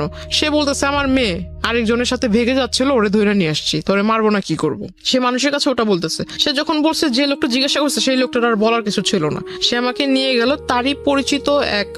তো আপনি কিছু বললেন না কেন তখন? তখন আমি আসলে কিছুই বলিনি, এটা না বলার হয় মানে তখন, কিন্তু আমার মনে আছে যে আমি তখন কান্না করতেছিলাম খুব। Something fishy. আমি প্রথম কথা হচ্ছে যে আপনি গল্পটা যেভাবে বলছেন তাতে মানুষের অনেক প্রশ্ন তৈরি হবে, যেটা আমারও হচ্ছে। একটা মানুষকে আপনি প্রথম থেকেই বলছেন পছন্দ করেন না, যে মানুষটাকে আপনি পছন্দ করেন না সেই মানুষটা এত দূর যেতে পারে না, এটা একদম জেনারেল পারসেপশন। সেই মানুষটাকে আপনাকে মাজারে নিয়ে যাবে, সেই মানুষটা আপনার বাসায় ঢুকে যাচ্ছে, সেই মানুষটা আপনাকে সাজেশন দিচ্ছে, সেই মানুষটাকে আপনি আবার হচ্ছে আপনার ডকুমেন্টস সবকিছু দিয়ে দিচ্ছেন না। This is really unbelievable. এটা আমার কাছে পুরোটাই অবিশ্বাস্য মনে হচ্ছে। একটা জায়গা থেকে কোনো না কোনো ভাবে আপনি ওনার প্রতি কোনো না কোনো দিক থেকে ফল ইন ছিলেন, নইলে এটা তার প্রতি দুর্বল তো ছিল যে আপনার লেখাপড়ার যে সাজেশনটা দিত ওই দিক থেকে থেকে তাকে মানে রেসপেক্ট যদি করতাম। আমি বলি তালি বাজার বিষয়টা, তাহলে আমার মনে হয় এখানেও আপনার কোনো অবদান আছে। আমি জানি না, আমি আরো সামনের দিকে যেতে চাই, পুরো গল্পটা আমি নিয়ে আসতে চাই। জি বলুন তারপর। আচ্ছা, তারপর সে আমাকে মানে ওই জায়গায় অফিসটাতে নিয়ে গেল। অফিসে নিয়ে যাওয়ার পর সে আমাকে বললো যে তোমার এখানে তুমি সিগনেচার করবে, তো তোমাকে তো ওইখানে সবার সামনে মাত্র 2টা আঘাত করেছি, এর থেকেও বেশি কিছু করতে পারি, তো তুমি এখানে সিগনেচার করো। তখন আমি আসলে বললাম যে আপনি আমাকে একদিনের সময় দেন, আমি বাসায় যাই বিষয়টা ডিসকাস করি। তো সে আমাকে বলতেছে যে তুমি এই অবস্থায় বাসায় যাবার আমাকে পুলিশ কেসের ভিতরে ঝামেলার ভিতরে ফেলবা, আমি কি এতই কি বোকা নাকি, তোমাকে এই অবস্থা ছেড়ে দিব। পরে সে আমাকে ওই এটা কি বলে যে মানে তার ফোনের ভিতরে ছিল আপনার কিছু যে সফটওয়্যার দিয়ে মেবি আমার পিকচারকে সে নেগেট করেছিল, কিছু পিকচার সফটওয়্যার দিয়ে। তো আসলে সফটওয়্যার দিয়ে এটা আসলে আমারই পিকচার ছিল না অন্য কারো পিকচার ছিল সেটা জানি, কিন্তু বডির ভিতর আমার মাথাটাই ছিল, বডি টোটালি ওপেন ছিল, বাট মাথাটা আমার ফেসে একদম স্পষ্ট দেখা যাচ্ছে। তো আমি আসলে খুব একটা মানে বিভ্রান্তকর পরিস্থিতি হয়ে যায় আমার জন্য। আমার মনে হয় ওই পরিস্থিতি আমি যেটা করেছি, যে আসলে আমাকে সে যেভাবে বলছিল যে তুমি যদি এটা না করো তাহলে আমি যাই ওখানে বলবো, তোমাদের বাড়িতে সমস্ত কিছু বলবো, বলার পর তুমি আর মানে তোমার ফ্যামিলিও তোমার সাপোর্টে থাকবে না, তোমার জন্য কেউ পাশে আসবে না, তখন ঘুরে ফিরে তুমি নিজের থেকে আমার কাছে চলে আসবা, আমার কিছু করতে হবে না, তুমি নিজেই আসবা। তা আমি বললাম যে না, আমি বাসায় যেতে চাই, আমাকে ছাড়েন আপনি। তো বলতেছে বাসাতে তুমি যাবা, আমিও তো যাইতে দিব, আগে সাইনটা করে যাও। আসলে আমার জন্য ওটা আমার মনে হয়, আমি জানি না অন্য কেউ আমার জায়গায় থাকলে কি করতো, কিন্তু আমার তখন মাথায় ছিল যে আমি আসলে এর কাছ থেকে মূলত এখান থেকে বের হয়ে বাসায় আজকে সমস্ত কিছু মানে একদম প্রথম থেকে সমস্ত কিছু বাসায় শেয়ার করব, তারপর যদি স্কুল কলেজ বন্ধ হয়ে যায় যাক, তাতে আমার কিছু যায় আসে না। তখন আমি আসলে তার ওই যেহেতু 2বার প্রথমে হিট করেছিল, পরে আবার 3-4 বার না করার ফলে সে আরেকবার আমাকে একটা ঘুষি দেয় মুখের ভিতর, পরে এখানে একটু ফুলে যায়, মানে একদম কালো হয়ে গেছিল। ওই অফিসে যারা ছিল তারা তখন বলতেছে যে আপনি এখানে নিয়ে আসছেন ভালো কথা, আপনি আমাদের পরিচিত ভালো কথা, আপনি একটা মেয়েকে এনে আপনার মেয়ের বয়সের থেকেও ছোট তার গায়ে হাত তুলতেছেন, তো বলতেছে ওরা আর আমার বিষয় এটা। তখন আসলে সে আমাকে বলতেছে তুমি কি সাইন করবা, মানে তুমি কি বাসায় যেতে চাও আদৌ, নাকি তুমি চাও যে আমি তোমাকে এখান থেকে উঠায় নিয়ে যাই। আমি বললাম যে আমি বাসায় যাবো। তো বলতেছে যদি বাসায় যেতে চাও ভালো মানুষের মতো সাইন করে দাও। সাইনটা মানে কি বিয়ের কাগজে কাবিননামাতে সাইন? কাবিননামা আসলে সে আমাকে জাস্ট উপরে, আমি যখন পড়তে যেহেতু কাগজে সাইন করবো, তাকে জিজ্ঞাসা করলাম যে কাগজে তো আর এমনি সাইন করবো না, তো আমি একটু পড়ে নেই কি কি লেখা আছে, আমার তো পড়ার দরকার আছে। তো আসলে সে আমাকে পড়তে দিচ্ছিল না, সে শুধু বললো যে সাইন করার যে দাগটা থাকে সেখানে আবার নিচে দেখলাম যে সাক্ষীটা কে লেখা ছিল। তো আমি তাকে জিজ্ঞাসা করলাম যে বিয়ে তো সাধারণত কাজী সাহেবরা পড়ায়, তো এখানে তো কোনো কাজী নেই, কিছু নেই, এটা কিভাবে বিয়ে হচ্ছে? তো বলতেছে না, এটা সব কোর্টের মাধ্যমে বিয়ে হচ্ছে। আমি কোর্ট থেকে সমস্ত কাগজ নিয়ে আসছি, দ্যাট মিন সে নিজেই অনেক লোকের স্বাক্ষর সে নিজেই দিয়ে দিছে। পরে যখন সে আমাকে বললো, তারপর আমি মনে হয়েছে যে আমি বাসায় চলে যাব, আর এই সাইনটা যদি না দেয় তাহলে তো সে আমাকে বাসায় যেতে দিবে না। আমি আসলে তখন সাইনটা করি। আচ্ছা, সাইনটা করার পর সে শুধু মানে সবচেয়ে খারাপ লাগছিল যে সে আমাকে দেখতে দিচ্ছিল না, লেখাগুলো দেখতে দিচ্ছিল না, শুধু আমাকে শুধুমাত্র সাইন করার যে জায়গাটা ওই জায়গাটাই হ্যাঁ। আর আরেকটা জিনিস দেখাইছে, সেটা হলো যে জায়গায় ছবি থাকে, দুজনের ছবি থাকে, সেখানে আমি দেখলাম যে সেখানে আমার কোনো ছবি না, ফেসবুক থেকে ডাউনলোড করে মানে একটা ছবি ডাউনলোড করে সেটাকে সে বের করছে, সাথে করে সেই নিয়ে আসছে ছবি, সেই সাথে করে ছবি নিয়ে আসছে আমার ছবি, সে ওখানে আমার সামনে গ্লু দিয়ে লাগাই দেওয়ার পর সে আমার সিগনেচার নিল, তারপর বললো যে ঠিক আছে এবার তুমি চলে যাও। বাসায় এসে সবাইকে বলার পর সবাই আমাকে খুব মানে রাগারাগি করে, প্লাস মা অনেকগুলো চর থাপ্পড়ও মারে, তো মানে খুব কান্নাকাটি করতেছিলাম। তখন বাবা সিদ্ধান্ত নিল যে না, তোমার আর লেখাপড়া করার দরকার নেই। তো ওখান থেকে আমার কলেজ স্টপ হয়ে গেল। কত সালের ঘটনা এটা? 2016 সাল, মাত্র কয়েক বছর আগের ঘটনা। হ্যাঁ, আমার কলেজে যাওয়া বন্ধ হয়ে গেল, ইভেন আমার ফোনটাও আমার কাছ থেকে নিয়ে নেওয়া হলো। একটা দাওয়াত ছিল, বিয়ের অনুষ্ঠানের দাওয়াত, তো সেখানে আমি, আমার আম্মু, আমার ছোট বোন, আমরা 3জনই যাচ্ছিলাম সিএনজিতে করে। ওকে। সিএনজিতে করে যাওয়ার পথে হঠাৎ এটা আসলে তাকে হয়তো যদি কেউ নাই বলতো তাহলে তো সেও জানতো না যে আমরা বের হব এখন।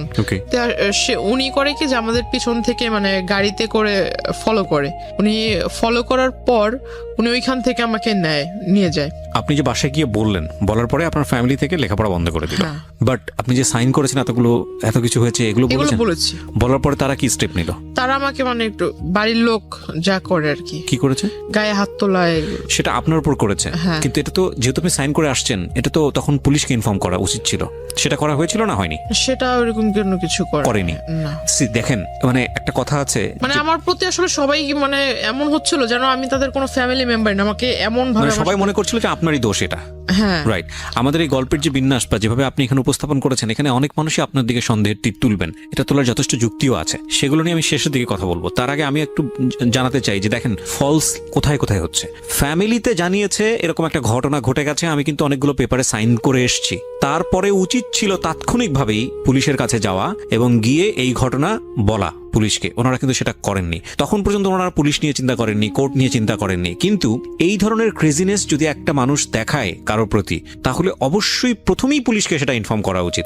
নইলে অনেকে মনে করতে পারে যে পুলিশের কাছে বলবো না, ফ্যামিলির এই প্রবলেমগুলো নিয়ে মানুষকে জানাবো না। শেষ পর্যন্ত ওই যে বলে না, যেটা প্রথমেই সমাধান হয়ে যেতে পারতো, শেষ পর্যন্ত এটা এত বড় হয়ে বাস্ট হয় যে শুধুমাত্র এটা ফ্যামিলি মেম্বার না, এটা পুরো দেশের লোকই জানে। রাইট নাও এই মেয়েটার ক্ষেত্রে এখন তাই হচ্ছে। তো এরপরে আপনি কি করলেন? কোথাও যাচ্ছিলেন বোধহয়, সিএনজি নিয়ে কিছু একটা। আমরা উনি আমাদের পিছনে ফলো করতেছিল। তো আমাদের বলতে আপনার সঙ্গে কে কে ছিল? আমি, আমার মা, আমার ছোট বোন। ওকে, আমরা তারপর? তিনজনই যাচ্ছিলাম দাওয়াতে। তারপর? তো পিছন থেকে উনি গাড়ি দিয়ে ফলো করছিল। তো ওনার সাথে আবার তিনজন ছেলেও ছিল, ইয়াং এজের। উনি গাড়িতে বসা ছিল। উনি হঠাৎ করে ওভারটেক মেবি বলে এটাকে, পিছন থেকে গাড়ির সামনে এসে দাঁড় করিয়ে দেয়। তো হঠাৎ করে সিএনজি ওয়ালা থামানোর পর ওই সিএনজি ওয়ালাকে ওই ছেলেরা ঈশা বলতেছে যে ভিতরে আমাদের লোক আছে, ওরা মানে আমরা ওদের সাথে কথা বলবো। তো আসলে আমি ছেলেদেরকে দেখে চিনতে পারিনি। পরে পিছন থেকে যখন বলতেছে যে তোদের ভাবিকে কিছু বলিস না, কোনো মতো খালি গাড়ি থেকে নামা, তখন আসলে তার কণ্ঠ টোন শুনে বুঝতে পারি। তখন আমি গাড়ি থেকে নাইমা যায়, তাকে ডিরেক্টলি জিজ্ঞাসা করি যে এগুলো করার মানে কি। তো উনি আমাকে ডিরেক্ট বলতেছে যে তোর সাথে আমার এই সম্পর্ক হয়ে গেছে, যেভাবেই হোক হয়েছে, আমার ইচ্ছা ছিল, আমার ইচ্ছা পূরণ হয়েছে। তো তুই আমার সাথে যোগাযোগ কেন বন্ধ করলি, যোগাযোগ কেন রাখলি না? তো রাস্তার মধ্যে এটা হচ্ছে, আশেপাশের লোকজন ছিল না? ওই রাস্তাটা আসলে একটু নির্জন টাইপের ছিল। যে টাইমটা ছিল ওই টাইমটাতে এত মানুষ ছিল না। ওকে। আমাকে বলতেছে যে তোর ভিতরে কি একটু ভয় জাগলো না যে আমি এই পেপারস দিয়ে ওই আই মিন তোর সাথে যে আমার এই যেভাবে হোক বিয়ে হয়েছে, এই কাগজ টাগজ দিয়ে তোর কিছু করব, তোকে ভয়ভীতি দেখাইতে পারি, এরকম কোনো ধারণা কি তোর মনে আসেনি? ওইখান থেকে আমাকে সে আমার মার ওইখান থেকে সে সামনে আসে। আমার মা তাকে তো প্রথম দিনে একবার দেখছে, তাকে চিনে। মার সামনে এসে সে যখন আমার বোনকে একটু টাচ করতে যায়, আমার মা তাকে মানে এরকম